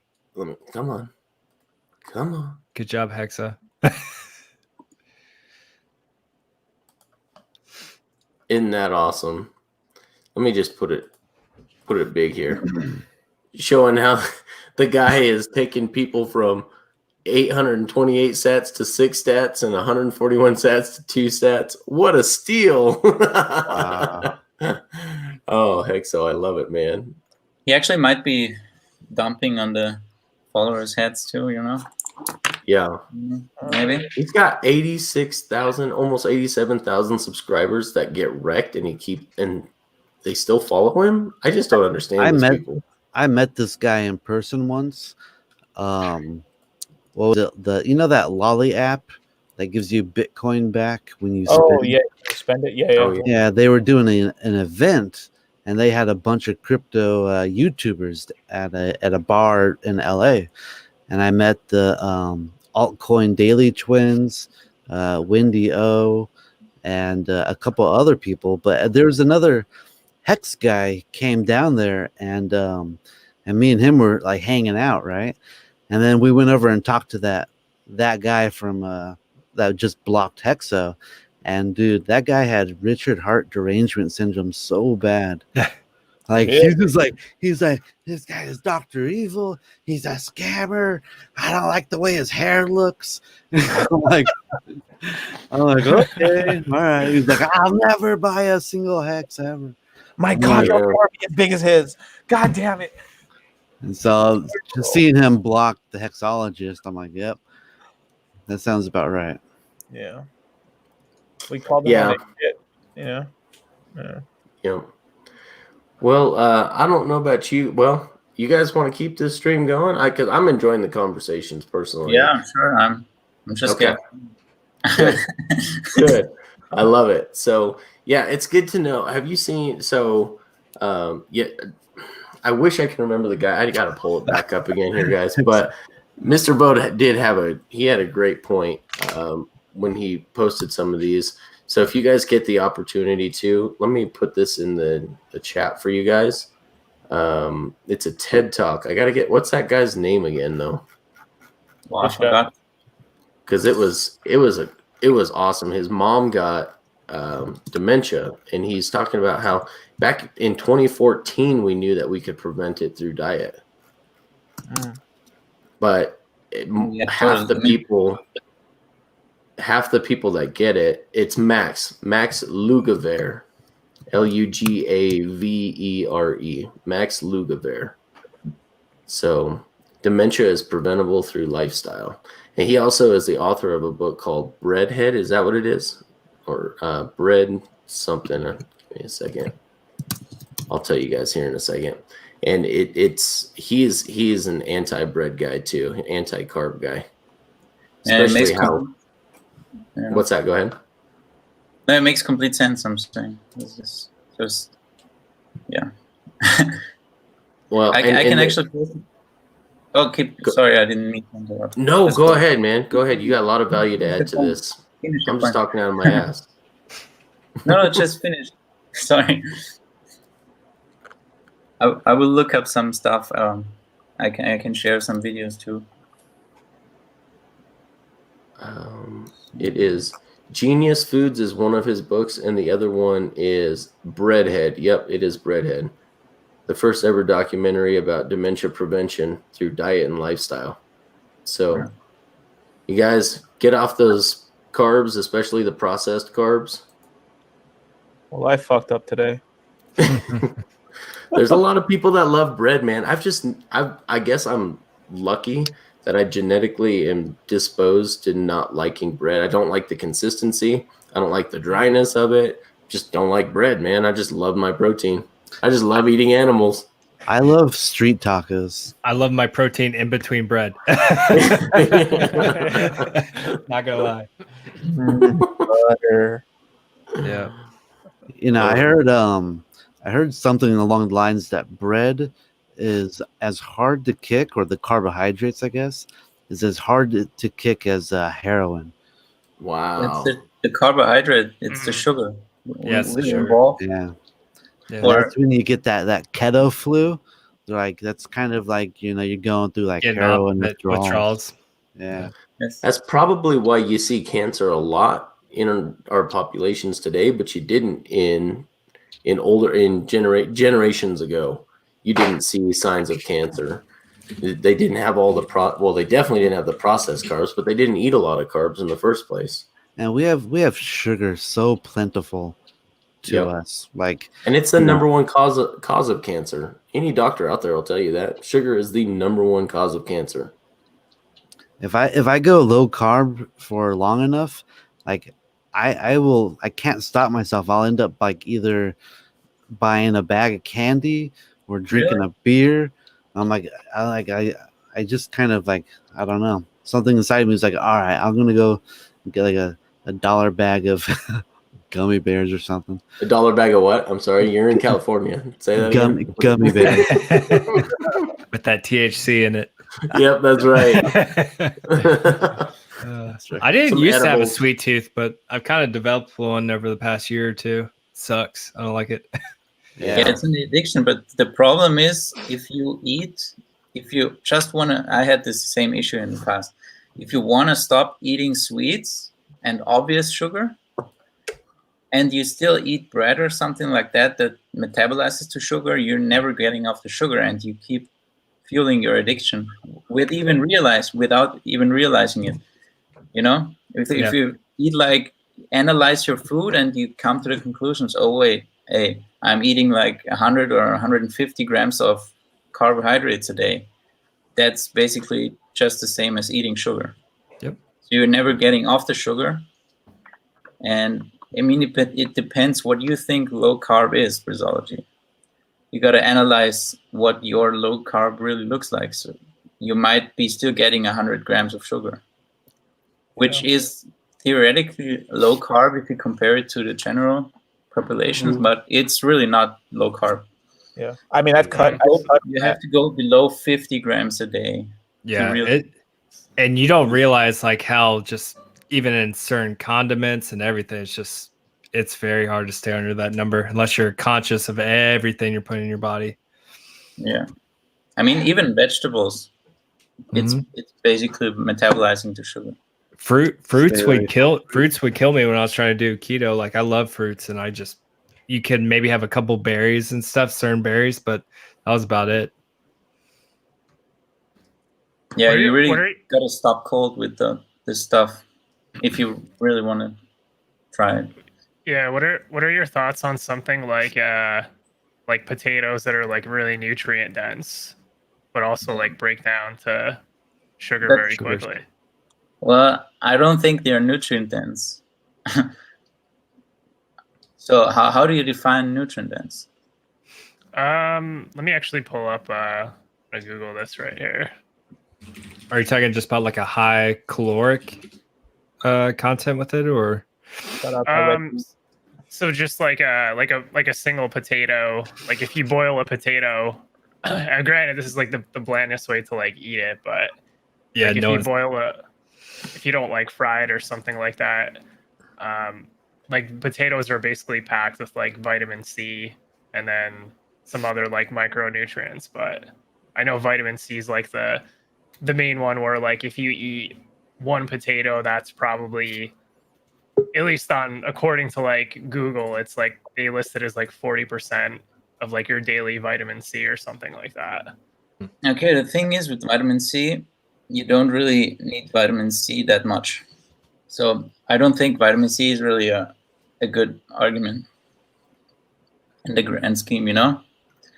Because there is actually only one disease that develops when you have a lack of vitamin C, and that's scurvy. Scurvy. Yeah. leave it to the sailor in the house to know that one. Gotcha. I mean, and if you look at who actually got scurvy, it wasn't the officers on the ship. Mhm. They just mainly ate meat. It was the crew that got scurvy, and what the crew ate was basically just bread or Okay. some version of bread, like dried or hard, some crackers and stuff like that. And it totally makes sense when you look at how this stuff works. Vitamin C competes with the transporters that transport glucose throughout your blood. So in essence, the more sugar you eat, the more vitamin C you need. Interesting. And if you look at foods, it also makes sense that the stuff in nature that comes with sugar also comes with more vitamin C. Fruit, for example, or potato too, because that's just starch or basically sugar. Comes with more vitamin C. Meat has very little vitamin C, but also basically no sugar. Mm-hmm. So if you start processing stuff, candy and stuff like that has a lot of sugar, but no vitamin C probably. So that's, if you only eat that, you're gonna get scurvy really fast. But if you eat potatoes, you probably won't get scurvy. I don't know. But if you look at the other nutrients your body needs, I'm not sure that in potatoes there's a lot of that. I mean, if you only eat potatoes and nothing else, could you sustain yourself for? Oh no, I was just thinking like not only potatoes, but if you had that as like your carb source as opposed to like bread. Yeah, it's probably better than bread for sure. Well, I saw this movie called The Martian, and he did it, so should be fine. That's not a movie, bro. That's a documentary. Mark made it happen. So that's a documentary, bro. So yeah, I saw this documentary called The Martian, and it worked for him. So it must be real, right? Of course.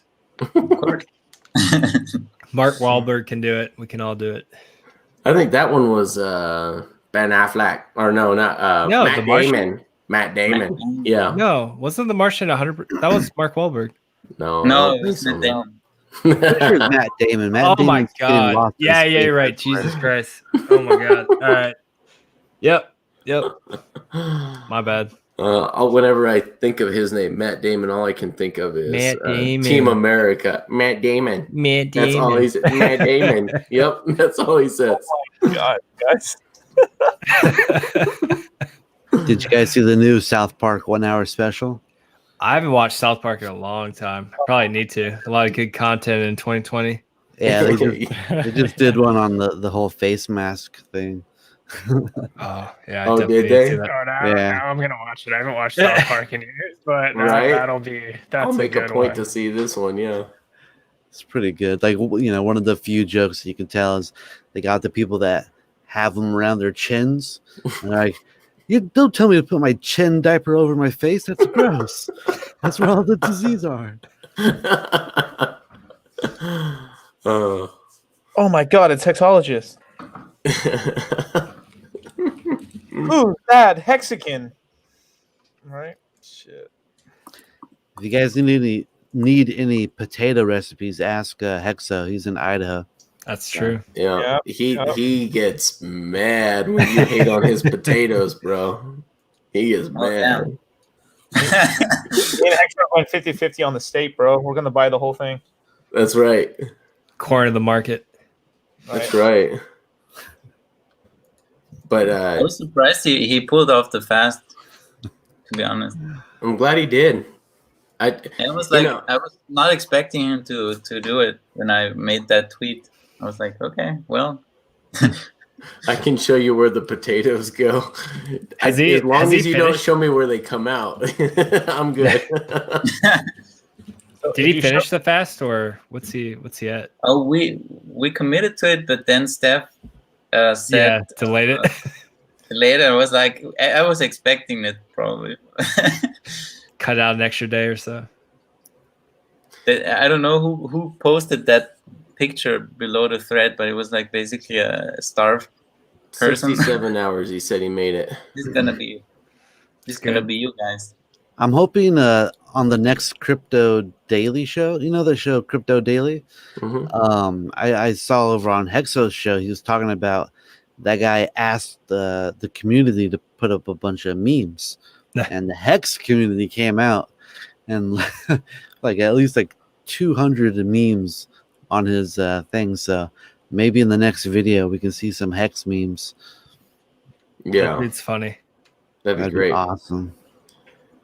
I'm proud of you, Hexo. I've been doing for at least the last 3 years a 16-hour fast every day, and my brain function is just so much clearer before I eat that I can get so much knocked out, and I've got so much energy. So I'm glad to see that you did it, man. And he said he went 67 hours straight. So I try to do at least one 24-hour fast a week, and then at least once a month I try for the 72-hour. I can never make it. About 68 hours, I think, is my max, and I'm like, I'm done. No more. I can't do this any longer. Are your fast all the wet fast or dry fast? Where it's a wet fast. I'll drink as much water as I want. Yeah, absolutely. Yeah. What's your time window that you generally do your fasting period? So I usually do between 6 and 10. So 6 at night is the last that I eat, and then 10 o'clock in the morning is when I can eat again. So that's my. So you still have a pretty big eating window too, then. Oh yeah, it's an 8-hour eating window, but I have to be careful though, because it's real easy to consume too many calories in that window. It's very easy to do. That's especially if you eat like carb. Stuff like. That's right. I don't like bread, but a fat kid does love cake. I'm not gonna lie. So, I think, a water fast is safest. Funky Fresh said, and I would have to agree with him. I just don't. You starve your brain of the electrolytes that it needs, and your heart and your lungs stop working, and that's not a good thing. So, What do you mean? What well, so if you're doing a dry fast, a lot of people don't have enough. When I do my fast, I still take my vitamins, whether they're water or fat soluble, because most people don't have enough of the right nutrients stored up in their body that they can make it through a fast, especially a long-term fast. And along those same lines, a lot of people don't have the right electrolytes in their body because they don't have the right diet. So you go to do a long-term fast, and you don't have the potassium, you don't have the sodium in your diet, which you can actually take a supplement with your water while you're fasting on the long fast, and it doesn't affect your fast, but it keeps your electrolytes to the point where your brain still functions correctly and tells your lungs to breathe and your heart to pump. So because if you keep drinking water, you're just going to dilute that, right? You'll actually flush all your electrolytes. Makes sense. It's very complex, because if you look at most people, if they're not fat adapted and they start fasting, the body, it's like a shock. You all of a sudden the body has to burn fat, which it never does. Never. Generally, I mean, even if you look at people and they eat 3 meals a day and it's just carbohydrates every time, and they have done that for 20 years, and then you start fasting all of a sudden, your body is going to burn off your glycogen, which is just the stored sugar in your muscles and liver. And when that's done, it's going to struggle, and it can't burn fat that efficiently because it never does it. And then you get all sorts of problems. So if you want to do a longer fast, you probably have to be fat adapted first. Yeah. It takes weeks probably, or even months for your body to properly adapt to that. Yeah. Sorry, we're not laughing at you. We're laughing at Hexologist. Yeah, sure. He's gross. Disgusting. Ew. Ew. Says he needs to go to sleep, but he's got to watch this for the spank bank. Actually, guys, I got to head out. It was fun hanging out with you guys. Briz, always, man. Hopefully we can do it some more. And all right, guys. Have a good night. Yeah, buddy. Happy steaks. We'll Later. see you, man. See ya. Steak long, steak hard, and prosper. Payday soon. That's right. Can't wait. We got Wasabi in before It's awesome. I'm excited. Yeah, absolutely. I'm still kind of amazed how cheap the like the T shares are. Right. Like, it's like it's crazy. Like it's still super early. That's what most people are overlooking because I think they're buying Hex and trying to. I think they're doing like a speculative flip, like for the payday. But that's that's just kind of a my guess is like this cycle. I would expect like an explosive growth both on price and T shares, and then like next cycle, I think it's really going to be all about the T shares. Yeah, I agree. I appreciate Brizology mentioning the 700,000 calculation too, because you have 700,000, you can get a lot of T shares with 700,000 Hex, especially if you go a long ways out. So. But I urge you guys, some of you guys out there, if you're considering it, don't only do long stakes, man. I want you guys to realize some of those gains in the next, maybe not first year, but I would say, second, third, or fourth year for sure. And I don't even mind these traders coming in trying to take advantage of big payday and stuff too, because once they actually get into Hex and they start interacting with the contract and looking more into it, like I see them slowly start to understand. And like Wasabi said, with T-shares, and once you really start to grasp the concept and what you can do with that, with your time, if you're willing to stake it out there, like I see people starting to get sucked in that wouldn't initially have done anything with X, wouldn't even touch it. So by all means, come in and try to make your money off big payday. And I think a lot of them get converted for the long haul. I think so too, especially if they even stake once, right? Wasabi, that's when it really kind of cemented in your mind, like this is a real deal. Yeah, absolutely. Yeah. Like it was ridiculously. It was like the setup to do it was pretty flawless. And I've used like a couple different like staking wallets, not for Hex, but just for like other projects. And this was like by far one of the easier ones to just get set up and going. And plus, like having the like Hex.live as far as the timeline. So even day to day, I just like to go on Hex.live just to look at it. Yep. And just see like whatever Hex I accrued. Yep, absolutely. And that's the stuff that speculative stickiness that just brings you back every day, and just checking it out, just looking at it, calculating, having fun with it. Yeah, awesome. And you should expect, I mean, if you look at the chart right now, going back to December, and what you're going to see, I think in 1 or 2 years is when we have more chart history, that more and more traders will just get into Hex because they look at the chart. And right now, the daily 200 moving average, it started at 1st of July. We don't even have a 200 weekly moving average yet. We don't even have a 50-week moving average yet.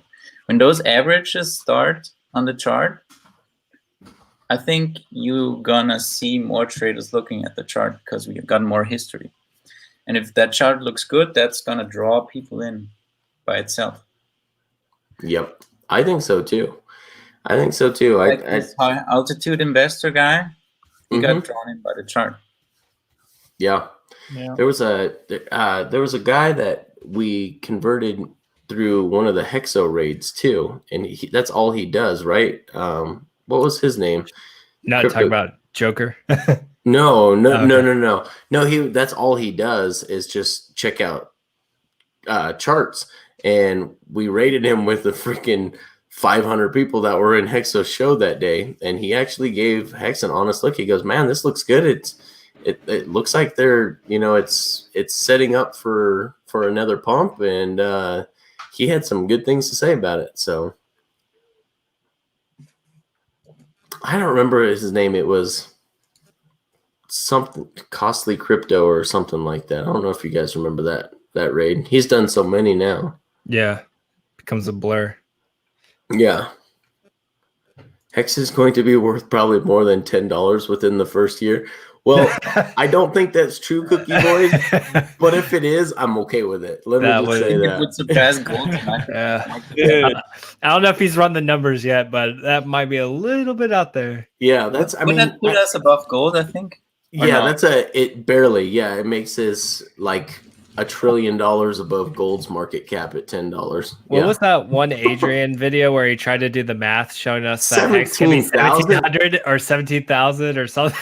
I was like, dude, oh my god, way. There's no way possible. Like that would have to be if the Hex only becomes currency. the world currency. Yeah, well, it couldn't be just the world currency. It'd have to be the only currency. Yeah. Well, let's make it happen, guys. All right. There you go. Well, that's the point of this stream. So, and I'm sure there's people more qualified than us that can make it happen a lot better than I can. Just a little bit. Yeah. Just a little bit. Hey, what are you saying, man? You saying I don't have skills or what? I thought we were friends, bro. I'm riding the same boat with you, all right? We still got people driving by in their yachts right now. That's right. In the golden yacht. Golden yacht. I love it. Yep. I love that. I love that kid that was brave enough to hop on there and say, I'm gonna have a golden yacht. Was that you, Mr. Vode? No, I would have loved to be on the stream. I would have joined Richard insulting those fucking heads. Well, RG, I wasn't able to get on, and I wasn't even a face in the Hex community yet. But I mean, I've been listening to everybody in the background. But RG3 said he tried to call, but they would not let half the people that called on. They only just picked out that one person and wouldn't let anyone other than him on. Like, hey, way to get a good test sample there, guys. It was really painful to listen to that stream because they were just Richard would say like something like we have the most liquidity according to this parameters. He was being very specific about it, and then they was just misrepresent his point and build a straw man saying like, well, are you crazy saying that? And he didn't even say that, you know. No, exactly. Correct. Yeah, they kept trying to put words in his mouth and make statements that he didn't say, and he kept calling him out on that. That's not what I said. What I said is, and they kept equating it to something different. So Hexologist, he's on right now well, as you guys know already, but he just said that he tried to get on, but they gatekept everyone. Isn't that just the story of Hex? Just gatekeeping. Adrian predicted a 1% stake at Big Payday. I think enough people are gonna get even the people who are just in Trevon James's community are going to be staked for Big Payday because he's pushing that big right now. What was his prediction? 1% staked by Big Payday. No way. No way. No way. No, because 35 is my guess. Somewhere dude, around there. just the stakes in this one stream alone right now probably is more than 1%. What do you mean 1% stake? Did I of the coin supply? So 1%. Yeah, which would put it at a 369%. That might be a little bit of an outlandish clickbait kind of thing. Yeah. Yeah. Why 1%? I don't get it. I don't know why you would think that. I mean, it has been going down every day, but I don't think we'll get to 1%. If you're watching, Adrian, feel free to come on and tell us why 1%. I'd love for you to call me out and come on. We can't even get the guy to talk to us. So yeah, well, I mean, he's warming up to Hexo a little bit. Yeah, yeah. I will say this though, if it is all, and Hexologist says Adrian runs off of clickbait, and I think he's right. He's smart. His one channel has over 1 million followers on that one channel, so you don't get there without clickbait. Yeah, he knows what he's doing. Mm-hmm. If that gets eyes, I'm cool with it. I'm cool with outlandish statements. Yeah. That's why we listen to Dr. Fix Your Steaks up there. Also. What's that? Trevin James does the same thing. Yeah. He's not as successful, but yeah. Mm-hmm. Back when in February, January, when these games launched, I followed him a couple times for some time. I always watch what he has to say because I want to know the next shiny object that he's trying to show, and he's gotten on this staking platform thing. So I always want to know what staking platforms he thinks are going to compete against Hex, and I don't think he believes in any of them except Hex, but they're a way for him to pump his bag, so of course he's going to shill it. So I'm not rushing out by any means to go out and buy any of these faux staking apps or tokens, but I'll tell you what, he probably makes a pretty penny off of that. He makes more off of that than he does his channel, I'm sure of it. Yeah, for sure. Yeah. So, and also these games he launched. I mean, there's, if you look at all the Toucan Air games that were built on top of Hex, there were a couple 100 million total that were earned by the dev or him and the dev, whatever the team may be, whatever it consists of. That in it, and they're pretty transparent about it. The top right, it shows how much the contract is collected in, and not just in fees, but what they've collected. Their percent, that 1% dev fee. And they're also in first, because I actually went in the game, one of the games on when it launched exactly. And the way they would do it is you have to send an approval transaction first, and then you can get in. And the way it worked was like a countdown to 0. And when the countdown hit 0, everyone had to approve first, you know? And then you could get in. So it would take some time. And what they did is 5 minutes before launch or something, the approval function on the website was working already before it was laid out. But it would it would automatically set an inappropriate gas limit, so your transaction would fail. But if you knew that, you could adjust manually, double the gas limit, and you could approve before launch. And I think a lot of people did that, me included. I noticed it. And then you could actually get a couple minutes head start on getting in. You could call that a little bit shady, and it probably is. But that's how it worked. Well, didn't you capture everyone that FOMO's in right after you? Yeah, because most profit first minute or 5 minutes. If you go the first guy, you get the most. Find a way to finagle the system. Go for it. Yeah, well, it's brilliant, and I mean, everyone's looking for that competitive advantage on when they're. I mean, everything. Yeah, exactly, exactly. I personally just want to stake it. I just want to stake it and wait for my laddered stakes to expire and have a passive income going forward. Well, it's easy, right? Like there's nothing, you don't have to put any thought, effort, anything into it. It's everything that we want, passive income. Yeah, you don't siphon off or you don't steal the profit from the other guys. Yep. The contract generates everything for us. It's hard to say whether these games are good for Hex or not, because if you look at it that way, it sounds bad. But then again, you got $1 billion locked up in there, so it's probably positive for price overall. I think over all 4 contracts is closer to $2 billion. Is it? No, I think that's a little bit misrepresentative, because the counter on the top shows every interaction with the contract. If you unstake and stake again, that makes that number go up. It counts every interaction with the contract. Okay. With a certain amount of Hex as a new user. Oh, so okay. It's inflated. I think. I guess I haven't paid that close of attention. So yeah. Well, is that include the total balance and the stake balance then? Yes, because if you stake and burn the coins, it makes the number go up. Okay. Even though the coins don't exist anymore. Okay. That's interesting, because I mean I haven't looked at this in months really. So I had no idea.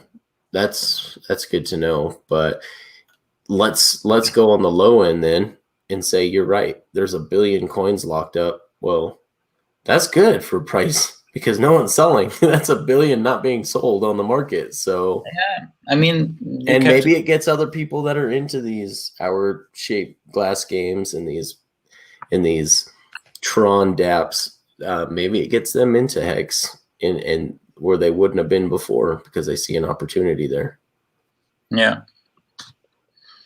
Yeah, just like anything, can we get them lead the horse to water? You know, at the end of the day, we can't make them drink, but if we can at least get them there, and then just let Hex take over from there, because the way it was designed, it just sucks you in. Yep, absolutely. Exactly. And plus, like, you'd only need to get like a small percentage of the people anyway, right? Because that's how it is. Like, even with like cryptocurrency, it's just like a small percentage of the planet, and then just grabbing even just a fraction of that goes into the Hex ecosystem is going to do a lot for the price. I agree. And any exposure, let's be honest, I mean, Kanye West is the king of this, and Eminem, that there's no such thing as bad publicity, because there's going to be, unless you're ghosting them, as fearless Mr. Richard Hart says, then there's going to be a portion of those people that it perks their interest and says, wait, what is this you're talking about? Right. And they look into it. So as long as we're not being ghosted, I'm okay with being gatekept. Keep trying. It's even crypto Twitters. It's hard to keep information away from people on the internet. Like, people are gonna find it one way or another. Yep, absolutely. Facts. Yeah. Even by chance, like this Instagram account, crypto something, tweeted the top five cheapest coins, and Hex was on the top because we got a low unit price, and that's just by chance. There was just probably one guy looking at the top 100. This is cheap. Which coins are cheapest? Let's just make a fun post, and probably not even aware what Hex is or does. It just makes that list, and then we're on Instagram, and it's a pretty big channel actually. Yeah, well, that's great. It's great when we get that exposure out there. So, well, I'm curious, do we need to collect names tonight? Litecoin, did Captain give us? Yeah, he said collect some names, and then he said he's gonna do all the European ones. Okay. All the DMs. So European and Asian, start DM him. He will get you added on there. So, yeah. All right, you guys. So, spam it up. Let's see. I feel like being Funding Jim right now. I just start spamming myself too. I know. I'm like, and I know that guy. I know that guy's not poor. But hey, more Hex is more Hex. A million Hex is a million Hex. Yep. A million Hex is $4,300. That's a lot of blowjobs. A lot of lot lizards. A lot of lot lizards. That's right. And that's why we are the degenerates of Dlive. Yep. All right, guys. Come on, keep them going, guys. Keep them going. I'm gonna pick the first one, and it is Middle Class WM. Nice. I've never seen that. Nope, haven't seen that one yet. Hopefully, it's a new Hexican. Hopefully, he doesn't have Hexican next to his name, so he's probably new here. Okay. Great to have you, Middle Class. Thank you for joining us tonight. It's a great night to show up and get added to the list. All right. Make you upper class next. There you go. Go from middle class to upper class. Dr. Fix Your Steaks, go ahead, my friend. Oh, okay. Yeah, I forgot my name. All right. You change it so often. Doug V. Doug_V. Nice. Doug_V. I understand these names. Some of the ones we've had recently, I'm like, why? That one sounds new too. I don't know if I've seen that. Yeah. You know the reason why I'm calling myself Dr. Fix Your Steaks is because I have been getting like nonstop fucking DMs from people telling me, "Yo, look at my steak ladder. Am I doing this correctly?" I'm like, God damn it! All right, I'm gonna pick the last one. Keep going, guys. Keep going. Spam. Yep. Litecoin Moses. Oh wow. One Hexy Mofo. All right. Solid. Yeah, it's funny that you switched your name to that, because I was thinking about when we're talking about how we think like the next bull run cycle might be elongated if, say, Bitcoin doesn't get overthrown or something crazy like that. When I first started staking my Hex, a lot of my stuff I did do 2 to 3 years because I was in that mindset of just cryptocurrencies. How long can it last, honestly? And that's dark. It's that like awkward point where it's like, do I end it, take a little bit of the penalty, and then just go longer with it, or do I leave them? Like, and now it's like maybe it'll fall right on that bull run. So it's tempting. So I've been just eyeballing them for the past week or two now, just staring at them. Yeah, absolutely. All right, guys. You guys, if you guys don't mind sticking around for me for a minute, that would be great. And the rest of you Hexicans, it's been a great night, and I appreciate all of you guys. And I hope you will join us on Monday for the next episode of Discourse Syndicate.